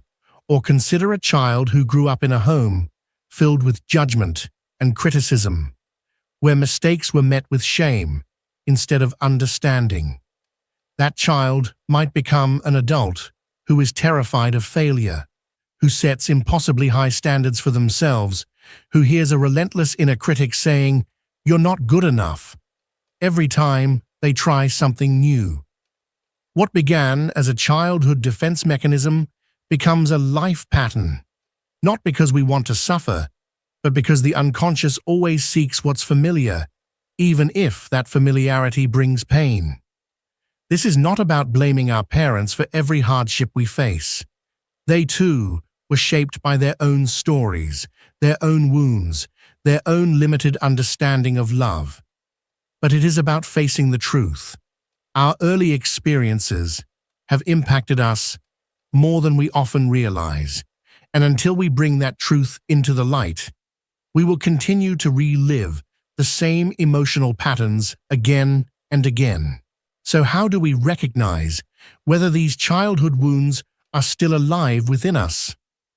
This is where the true journey inward begins, because these wounds, though invisible, are not silent. They speak through our behaviors, our relationships, our fears, and our anxieties. They show up in our struggles to trust, to express ourselves, to feel worthy. They appear in our perfectionism, our fear of rejection, our tendency to sabotage happiness the moment it feels real. Time alone doesn't heal these wounds. Denying them doesn't make them go away. Only by looking inward, with honesty and compassion, can we begin to understand where our pain comes from and how to begin healing it. This path isn't easy. It requires us to revisit the past, to feel things we've spent years avoiding, to unlearn what was never true. But in doing so, we begin to reclaim our power. We stop being controlled by old programs and begin to write a new story, one that is conscious, free, and rooted in self-awareness. Carl Jung taught us that the unconscious does not remain in the darkness forever. Sooner or later, it seeks to express itself, and if we don't face it consciously, it will find its way to the surface, through our emotions, our life patterns, and even in our dreams. The unconscious is not silent. It waits for the moment to be seen, to be heard, and if we keep ignoring it, it will speak louder each time, through confusion, emotional chaos, and repeated suffering. One of the first signs of an unresolved wound is the presence of triggering emotions. Think about it. Have you ever found yourself reacting strongly, maybe even explosively, to something that, on the surface, seemed minor or insignificant? Chances are, you weren't just reacting to what was happening in the present. You were responding to something much older, something hidden deep within you. For instance, if someone offers you a simple critique and you immediately feel anger, sadness, or a desperate urge to defend yourself, it may not be about what they said at all. It may be because during your childhood, you were taught, either through words or actions, that love and acceptance were conditional, that your worth depended on your performance. So now, every time you face criticism, your unconscious mind perceives it as a threat to your self-worth. It triggers the same insecurity you felt when you were a child, vulnerable and desperate to be seen as enough. Another powerful sign of unhealed wounds is the repetition of life patterns. Jung once said, "Until you make the unconscious conscious, it will direct your life and you will call it fate." This means that if we do not heal what hurt us, we will continue to live it over and over again. It will return in different forms, different people, different places, but the pain will be the same. People who grew up with a deep fear of abandonment, for example, often find themselves in relationships where they constantly feel the need to prove they are lovable. They may overextend themselves, tolerate emotional neglect, or fall in love with people who are distant and unavailable, recreating, without realizing it, the emotional vacuum of their childhood. Others may find themselves sabotaging their own success because deep down, they believe they don't deserve happiness, that joy and fulfillment are not meant for them. But there is an even deeper way that our unconscious communicates with us, through dreams. Jung believed dreams are symbolic messages from the unconscious. They are like letters from our inner world, revealing what our conscious mind refuses to see. A dream where you're being chased, for example, may symbolize a repressed emotion or unresolved fear that you're trying to avoid. Dreaming of a collapsing or abandoned house might represent a part of your psyche that feels neglected or broken, an inner structure that is falling apart and needs rebuilding. Even the appearance of authority figures in dreams can signal unresolved emotions related to your relationship with your parents. If you're someone who constantly seeks the approval of others, it could mean that, as a child, you never felt truly accepted by your parents. If you feel a compulsive need to control every aspect of your life, perhaps you grew up in an environment filled with chaos, and your nervous system learned to equate safety with control. Everything we do in the present has roots in our past. Every reaction, every fear, every compulsive behavior is tied to a moment, often long forgotten, that shaped how we see the world. But recognizing the wound is only the beginning. Healing is far more complex. There is something that makes this process even more difficult: the shadow. The shadow is the hidden side of our psyche, the part of ourselves we deny, reject, or simply don't want to see. Yet, it still affects us, silently but powerfully. When we think of our parents, we often fall into extremes. We either idealize them, convincing ourselves that they did the best they could, or we demonize them, blaming them entirely for our suffering. But the truth lies somewhere in between. Our parents were human beings, flawed, wounded, and shaped by their own unresolved pain. They too had shadows. They too carried fears that governed their behavior.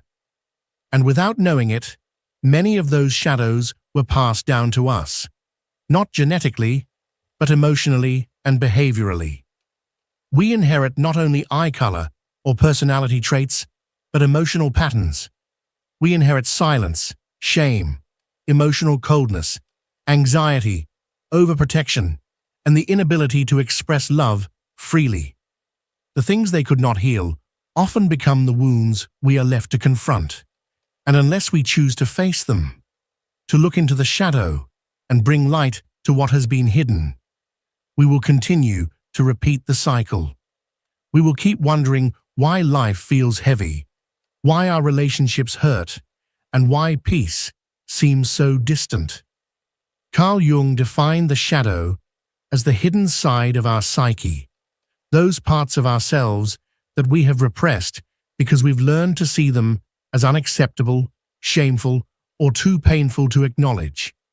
These are fragments of our personality that we've buried deep in the unconscious, often because, at some point in our lives, someone, perhaps a parent, a teacher, or society itself, told us that these traits were wrong or undesirable. But what we suppress does not vanish. It lingers in the shadows, operating silently, subtly shaping our choices, our relationships, and even our very identity. This same dynamic often manifests in how we perceive our parents. Many of us grow up denying their flaws, not because we don't see them, but because recognizing them hurts. Admitting that our parents made mistakes would mean accepting that the very people who were supposed to love and protect us may have also hurt or failed us. And that's an excruciating truth to face. In some cases, we swing to the opposite extreme, demonizing our parents, turning them into villains in our internal narrative, and clinging to resentment as a form of emotional armor. But here's the paradox. Even when we resent them, we remain emotionally tied to them through that very resentment. We're still bound to them, still haunted by their influence, still reacting to wounds left unhealed. Yet the family shadow goes beyond how we see our parents. It's also embedded in the patterns and behaviors we've unconsciously inherited. Perhaps we were raised by an emotionally distant father, and we've spent our lives rejecting that coldness, vowing to be different. But if we're brutally honest, how often do we withhold our emotions? How many times have we created distance in our relationships without realizing it? The truth is, what we most resent in our parents often mirrors what we've internalized in ourselves. It's easier to see their mistakes than to confront the ways we've replicated them. It's simpler to say, "My mother didn't know how to love," than to ask ourselves, in what ways do I also struggle to express love? It's easier to blame our father for being overly critical than to acknowledge how harsh we've become with ourselves or with others. The shadow isn't just what we hate about our parents. It's also what we unknowingly carry forward, what we repeat, what we become. And until we bring these unconscious truths into the light, we remain trapped in cycles of repetition, living out the same pain, making the same choices, becoming the very people we swore we'd never be. When we're not aware of our shadow, we project it onto others. This is where the psychological mechanism of projection comes into play. One of the most subtle yet powerful ways the unconscious forces us to face what we don't want to see. Carl Jung explained that we project onto others the parts of ourselves we cannot accept. In other words, what we refuse to acknowledge within, we begin to see outside of us, in the behaviors of others, in our partners, our friends, our children. Projection is the unconscious mind's defense. It shields us from the pain of self-confrontation by making the problem appear external. But this also keeps us stuck.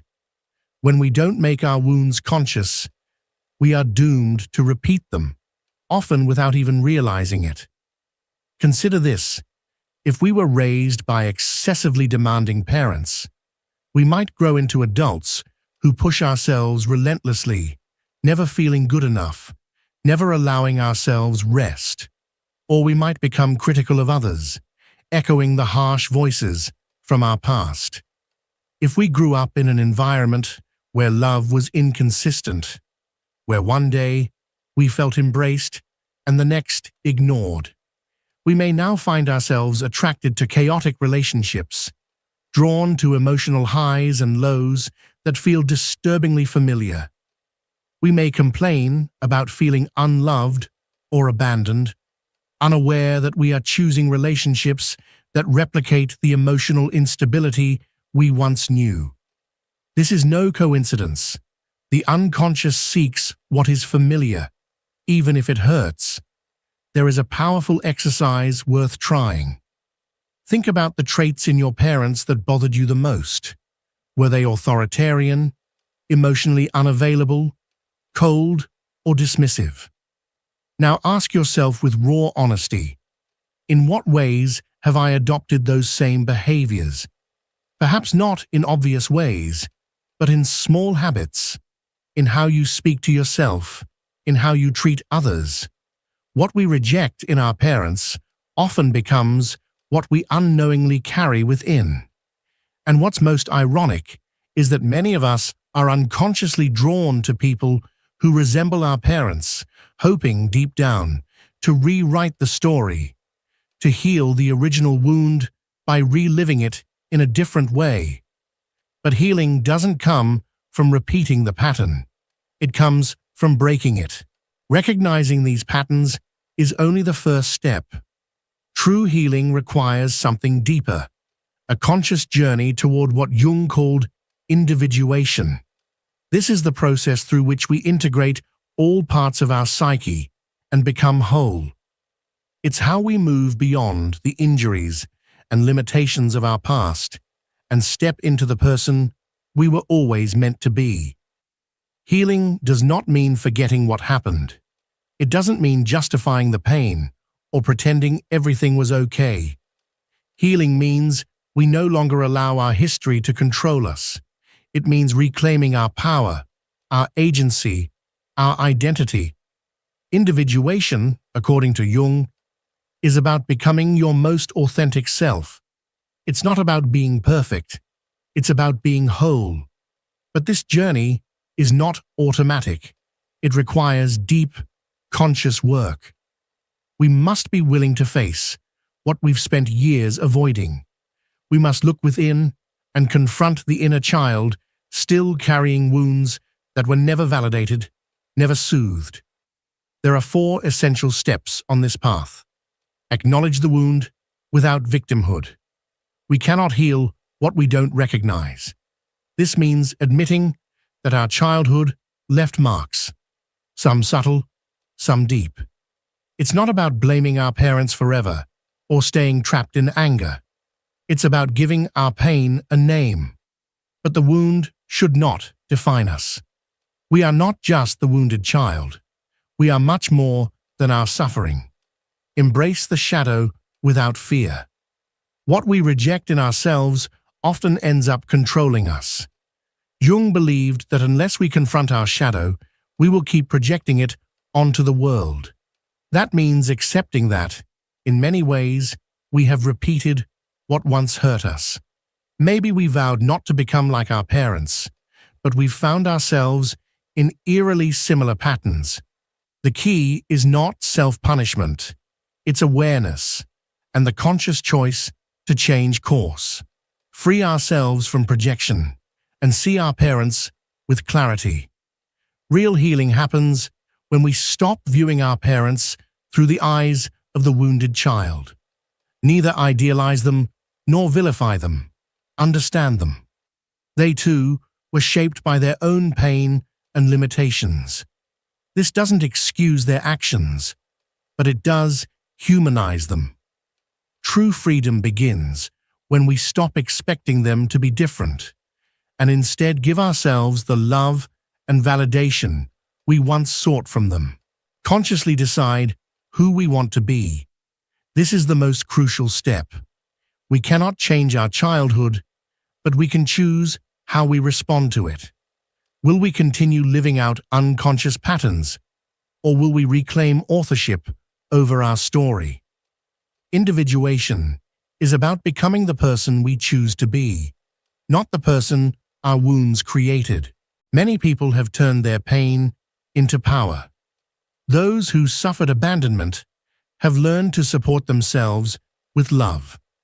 Those who feared rejection discovered that their worth is not up for negotiation. Those who felt they were never enough have realized that the only approval they need is their own. And yet, there remains one final profound step in this process, the most difficult, but also the most transformative: forgiveness. Not as a favor to our parents, not because they deserve it, but as a gift to ourselves. Forgiveness is not about forgetting or minimizing the pain. It is not about saying, "It wasn't that bad."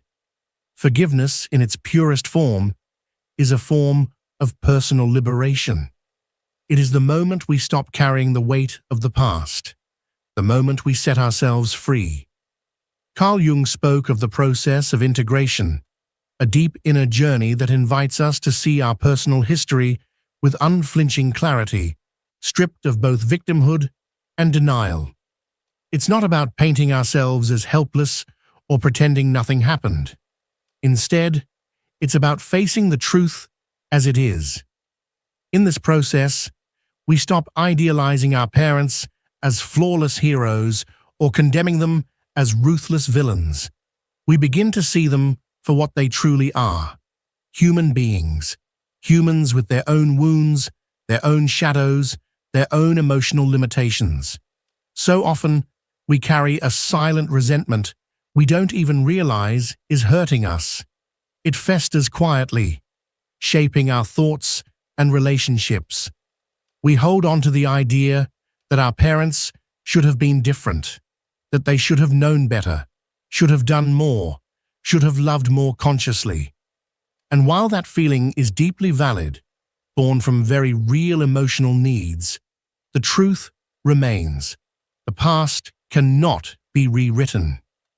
Waiting for emotional justice, waiting for the apology that may never come, only extends our suffering and delays our healing. True forgiveness is not about convincing ourselves that the pain inflicted upon us was somehow okay. It's not about erasing what happened. Forgiveness begins when we decide we no longer want that pain to shape our lives. It happens when we refuse to let the past keep dictating our present. A person with an emotionally absent father, for example, may spend a lifetime consumed by resentment, feeling abandoned, and constantly asking why they were never loved the way they needed. But that person also has the power to pause, to reflect, and to ask themselves a different question. Who was my father before he became my father? What story shaped him? What emotional wounds did he carry long before I ever entered the picture? Jung reminded us of a powerful truth. What we fail to integrate will continue to repeat itself. If we remain shackled to anger and blame, it is likely that the same unresolved pain will continue showing up in our relationships and patterns. If we are constantly waiting for our parents to acknowledge the damage they caused, we are still giving them control over our emotions and our healing. Taking back that power means choosing to look inward instead. There is a powerful practice that can help us with this process. It begins with writing a letter, raw, honest, uncensored. Say everything you've ever wanted to say. Speak from your pain, from your anger, from your sadness. Don't hold anything back. Then, take a second sheet of paper and write a response as if you were your parent, not to excuse their actions, but to see their story from a new perspective. Try to understand what they might have felt, what they might have gone through, what emotional burdens they carried. This exercise is not about justifying what they did. It's about releasing the emotional weight we've been holding for so long. It's about realizing that healing is a journey we must choose to walk ourselves. At the end of the day, the responsibility for our healing does not belong to anyone else. It belongs to us. And there is one final lesson that has the power to transform your life forever: how to turn your pain into wisdom. Because true transformation is not just about letting go of the past. It's about using that past to create a more conscious and authentic life. You cannot change what happened, but you can choose what you will do with it. Childhood leaves marks. Some are visible. Others are hidden deep within the unconscious. We spend years trying to make sense of it all, trying to understand why our parents were the way they were, why they hurt us, why they never gave us what we so desperately needed. But there comes a point in every journey when a choice must be made. Will we continue to be prisoners of our story, or will we choose to transform the pain into wisdom? Carl Jung taught us that true growth occurs when we stop running from our shadow and begin to embrace it. The same principle applies to our past. It's not about ignoring what happened. It's not about staying stuck in resentment. It's about looking at our history with new eyes. It's about turning every scar into fuel for transformation. That childhood wound, the one that left you feeling abandoned, unworthy, unseen, can become the very force that helps you grow. If you were never emotionally supported, you can learn to be the one who holds yourself with tenderness. If you were told you were not enough, you can now become the one who affirms your worth without waiting for anyone else's validation. If you grew up in an emotionally cold environment, you have the power to break that cycle and become someone who loves with presence and awareness. Nothing you experienced was in vain. Every moment, every tear, every disappointment carries within it the potential to become a source of strength and understanding.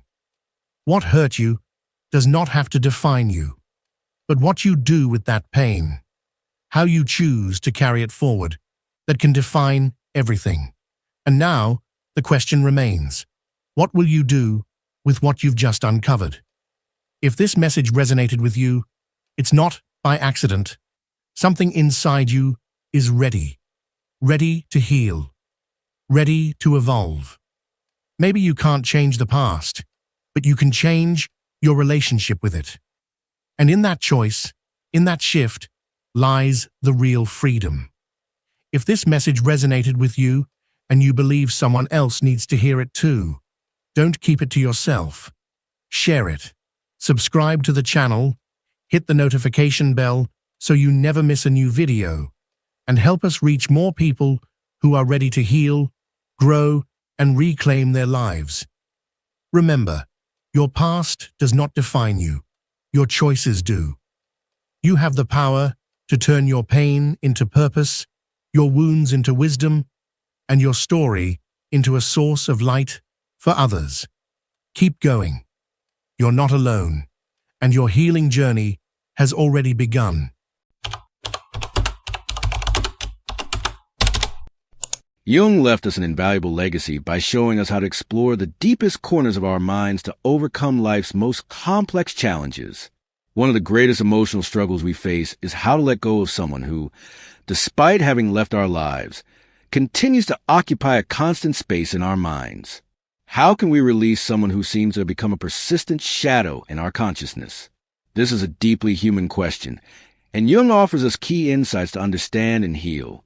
The reason why someone remains in your mind is not necessarily due to love or attachment, but because that person has become a symbol of something much deeper. Perhaps they represent an unhealed wound, a fear, an insecurity, or even a part of yourself that you have repressed. According to Jung, the unconscious uses symbols to communicate with us. The people we struggle to let go of are, in reality, mirrors reflecting unresolved aspects of our psyche. When you think about that person, what emotions arise? Is it sadness, anger, nostalgia, or a mixture of everything? These emotions are messages from your unconscious. It's not just about the other person, but about what they trigger within you. Instead of trying to suppress these feelings, Jung would invite you to explore them. What story is your mind trying to tell you? Ignoring these signals only prolongs suffering, while facing them with honesty can be the first step toward liberation. The process of letting go begins with accepting that this person is not meant to have a permanent place in your life. But accepting this is not an act of resignation. It is an act of profound self-love. Many times, We hold on to someone in our minds because we cling to an idea of what could have been. We torment ourselves with endless what-ifs and create imaginary scenarios that will never materialize. This attachment to the past prevents us from embracing the present and envisioning a different future. Jung teaches us that the unconscious acts as a silent companion on our journey, showing us what we need to confront in order to grow. If that person remains present in your mind, ask yourself, what lesson do I need to learn from this experience? What part of me needs healing or transformation? These are not easy questions to answer, but they are essential for moving forward. We often get trapped in obsessive thought patterns because we resist facing the shadows these people reveal within us. The shadow, as Jung defined it, consists of those parts of our personality that we prefer not to see, the aspect of ourselves that we have repressed because we believe they are unacceptable. But the more we ignore our shadow, the more control it has over our lives. The person occupying your mind may be a constant reminder of a shadow you need to integrate. When you begin working with your shadow, something powerful happens.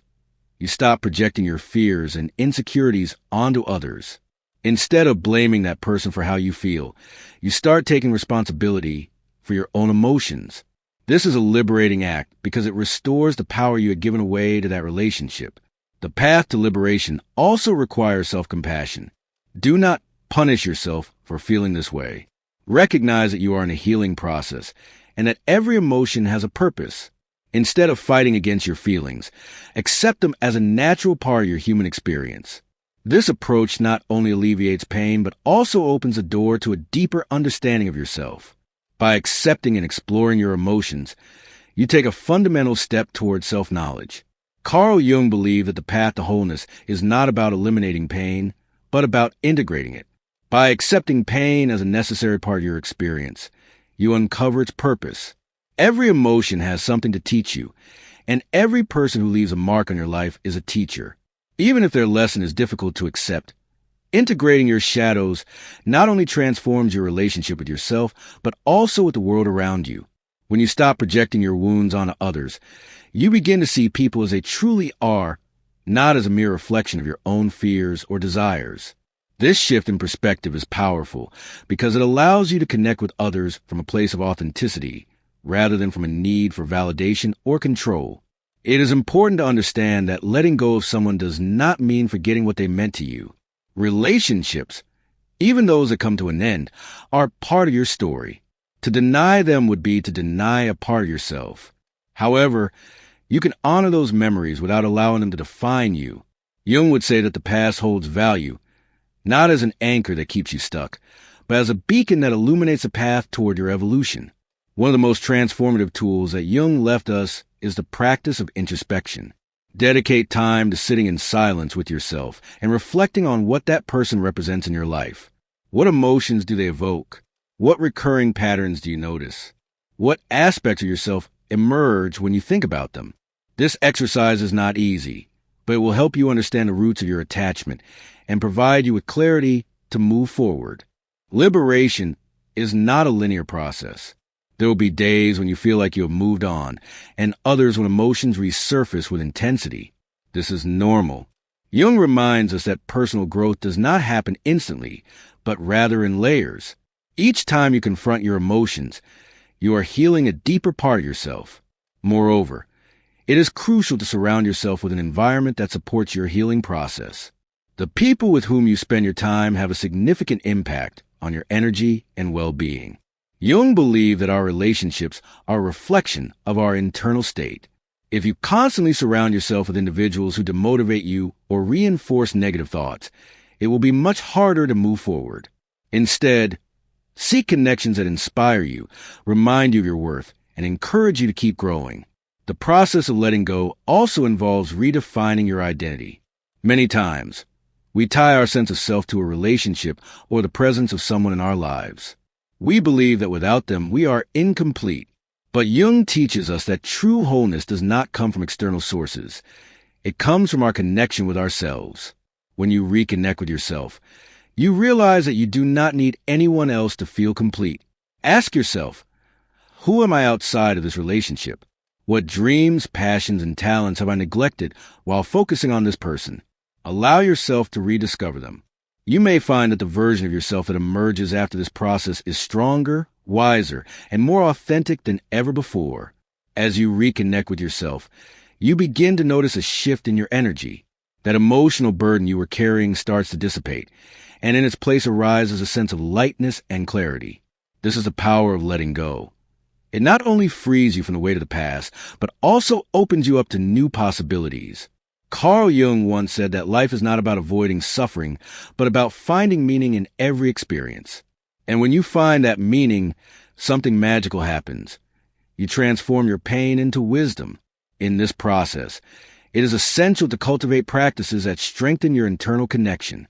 One powerful tool is writing. Take a moment to put your thoughts on paper. Write without filters, allowing your emotions to flow freely.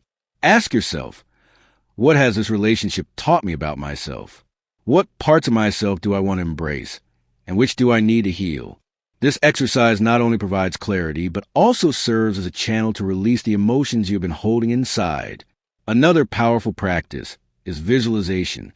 Imagine that you are letting go of this relationship as if it were a rope you've been tightly holding on to. Watch as it drifts away, carrying with it all the pain, attachment, and expectations that have been holding you back. In its place, visualize a radiant light filling that empty space, symbolizing your renewal. These kind of exercises are not just symbolic. They have a real impact on your mind and your energy. It is also essential to be patient with yourself. The path to healing is not linear. There will be days when you feel like you have taken enormous steps forward, and others when it seems like you are moving backward. But remember, every step, even the smallest ones, is part of your progress. Carl Jung believed that the soul has its own rhythm of healing, and forcing the process only creates more resistance. Learning to trust time and your own ability to overcome this challenge is crucial. Once you begin to free yourself from attachment, something truly extraordinary happens. You start seeing life from a completely new perspective. Jung referred to this as the process of individuation, a journey toward becoming who you truly are, free from external influences that distort your essence. This is a profoundly liberating experience because it brings you back to yourself. You realize that you are enough, that you have always been enough, and that you do not need to cling to anyone to feel whole. At this stage, it is common to experience a mix of emotions. On one hand, there is joy and liberation, but on the other, there may be an unsettling sense of emptiness. However, this emptiness is not something to fear. It is something to embrace. It is a fertile space, ready to be filled with new experiences, meaningful connections, and fresh dreams. Jung believed that emptiness is a prelude to creativity. So instead of resisting it, use it as an opportunity to reinvent yourself. One of the greatest gifts this process will give you is the ability to connect with others from a place of authenticity. You will no longer feel the need to seek validation or to hide parts of yourself just to be accepted. This not only transforms your relationships, but also allows you to attract people who are truly aligned with you. When you present yourself to the world as you truly are, the universe responds by bringing you connections and opportunities that resonate with your truth. When you begin to live from your authenticity, you realize something deeply transformative. You no longer need to hold on to the past to define your worth or your identity. Carl Jung believed that much of our suffering comes from identifying with what we have lost rather than with what we can create. This shift in perspective allows you to take control of your life and focus on what is yet to come, rather than remaining trapped in what is already past. The key to overcoming someone who still lingers in your mind is not in forgetting them, but in integrating what they represented into your growth. Every relationship you have had, every experience, whether good or bad, serves a purpose in your life. Jung teaches us that these interactions act as mirrors, reflecting aspects of our own psyche that we have yet to explore. When you understand this, you transform pain into growth, and what once seemed like a loss turns into an opportunity for expansion. A crucial part of this process is recognizing the expectations you place on that person. Often, attachment is not really about the person themselves, but about what they represented in your life. Maybe you believe they were the key to your happiness, your stability, or your sense of belonging. But the truth, as Jung emphasized, is that everything you seek outside of yourself already exists within you. That emptiness you were trying to fill with another person is nothing more than a disconnection from yourself. Reconnected with yourself requires courage and a willingness to look inward. It is a journey that may be uncomfortable, but it is also profoundly liberating. Jung spoke about the importance of facing the shadows we try to avoid, those aspects of our psyche that we would rather ignore. When you confront them, you realize that the shadows are not your enemies. They are teachers, showing you what needs healing and guiding you toward a deeper understanding of who you truly are. At this point, you might ask yourself, how can I face my shadows? One effective way is through self-observation. Pay close attention to your thoughts and emotions, especially those that arise in the presence of that particular person. What recurring themes appear? Are there underlying insecurities or fears? By observing without judgment, you begin to unravel the patterns that have kept you trapped. Another powerful approach is practicing forgiveness, not only toward the other person, but also toward yourself. We often carry guilt for what we did or failed to do in a relationship, punishing ourselves with thoughts like, I should have done more, or if only I had been different. But Jung reminds us that every experience, even mistakes, is part of our path to growth. Forgiving yourself is an act of love and liberation. As you move forward on this journey, it is also essential to establish new emotional boundaries. This does not mean becoming cold or distant, but rather learning to protect your energy. When you allow someone to live in your mind constantly, you are giving away your power. Reclaiming that power requires consciously deciding where to focus your attention and energy. This not only strengthens you, but also prepares you for healthier, more balanced relationships in the future. The process of letting go is not a final destination, but an ongoing journey. Every step you take toward healing brings you closer to your true essence, and along the way, you discover that life has a natural rhythm of giving and receiving, of learning and releasing. When you embrace this flow, you realize that you do not need to cling to anything to be happy. Everything you need to live a fulfilling life is already within you. As you continue to deepen this journey of freedom and self-discovery, it is crucial to remember that the act of letting go is not an act of rejection, but an affirmation of your worth and your right to live in peace.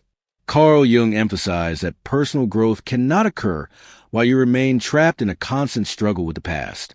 Letting go does not mean erasing what was, but rather integrating those experiences as essential chapters of your story, allowing them to strengthen you rather than limit you.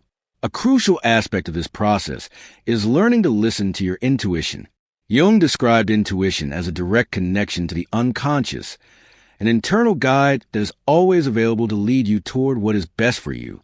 However, in the noise of everyday life, this voice is often drowned out. It is necessary to make space to hear it, whether through meditation, contemplation in nature, or simply dedicating silent moments to be with yourself. When you allow yourself to listen, you will notice that your intuition does not pull you toward the past, but propels you forward. It invites you to release the emotional chains that bind you and to trust that what lies ahead will be better. This trust is fundamental because, many times, we cling to what is familiar out of fear of the unknown. But Jung reminds us that true growth only happens when we dare to face the uncertain with courage. The power of this approach lies in its ability to transform not only your perspective, but also your reality. According to Jung, what we experience in the external world is a direct reflection of our internal world. If you are trapped in patterns of pain, frustration, or attachment, those emotions will likely manifest in your relationships and daily experiences. But by working on your inner self, by healing and letting go, you begin to notice a tangible shift in what you attract and how you feel. This change is not just emotional, it is energetic. Every time you choose to free yourself from an attachment, you are making space for something new in your life. It's like clearing weeds from a garden. By removing what no longer serves you, you allow the flowers to grow stronger. This is the essence of synchronicity, one of the most fascinating concepts introduced by Jung. When you are aligned with yourself, the universe responds in unexpected ways, bringing into your life people, opportunities, and experiences that reflect your new vibration. At this stage, you begin to feel a renewed sense of purpose. You no longer define yourself by what you have lost, but by what you are building. This is a powerful moment to set new goals, explore forgotten passions, and reconnect with what truly makes you happy. Allow yourself to dream big, knowing that you are now in a stronger emotional place to pursue those dreams. A crucial aspect of this process is surrounding yourself with a supportive community. Jung believed that while inner work is personal, healthy relationships are fundamental to our well-being. Seek out people who share your values, who inspire you, and who motivate you to keep growing. These connections will not only provide support, but also remind you that you are not alone on this journey. Finally, remember that letting go does not mean you will never think about that person or that relationship again. Memories may resurface from time to time, and that's okay. What matters is how you choose to respond to them. Instead of letting them pull you back into the past, use them as reminders of how far you have come and the strength you have gained. As you continue on this path of self-discovery and liberation, you will realize that every step forward not only brings you closer to your authentic self, but also inspires those around you. Carl Jung said that when one person transforms, everything around them changes. This process is not just a gift to yourself, but also to the people in your life. By facing your shadows, releasing attachments, and embracing your authenticity, you become a living example of what it means to truly live. Imagine for a moment what your life would be like if you stopped carrying the weight of the past. Picture waking up each day with a sense of lightness, with the certainty that you are aligned with your purpose, and with the freedom to create the life you truly desire. This is not an unattainable dream. It is a reality you can build by making the right decisions, one at a time. Letting go of someone who still lingers in your mind is not the end of the story. It is the beginning of an exciting new chapter. By integrating everything we have explored today, it becomes clear that the process of healing and releasing is not just an act of letting go, but also a creation. You are building a life based on your truth, your peace, and your purpose. And on this journey, every decision you make, every step you take, will be a testament to your strength and commitment to yourself. Now, I invite you to reflect on what we have shared. What steps are you willing to take today to begin freeing that person from your mind? What dreams, goals, or projects have you put on hold that you are now ready to pursue? Your transformation begins with decision, and that decision is in your hands. If this message resonated with you, I invite you to be part of this growing community. Share this video with someone who needs it, someone struggling to let go, or who needs to be reminded of their own power. Every time you share content like this, you are helping more people discover these tools and reflections that can change lives. Leave your thoughts in the comments. What part of this message touched your heart? What actions are you willing to take after hearing it? I would love to read your experiences and reflections. Remember, your words could be the encouragement someone else needs to take a step toward their own transformation. And if you haven't already, subscribe to the channel and turn on the notification bell so you don't miss future messages like this. Every interaction matters, not just to help this content reach more people, but to create a community where we can all grow together. Change begins with you, and by sharing your light, you inspire others to find their own. Thank you for being here, for being part of this journey, and for choosing to transform your life from within. See you in the next video. Until then, remember, your power to change your reality is always within you.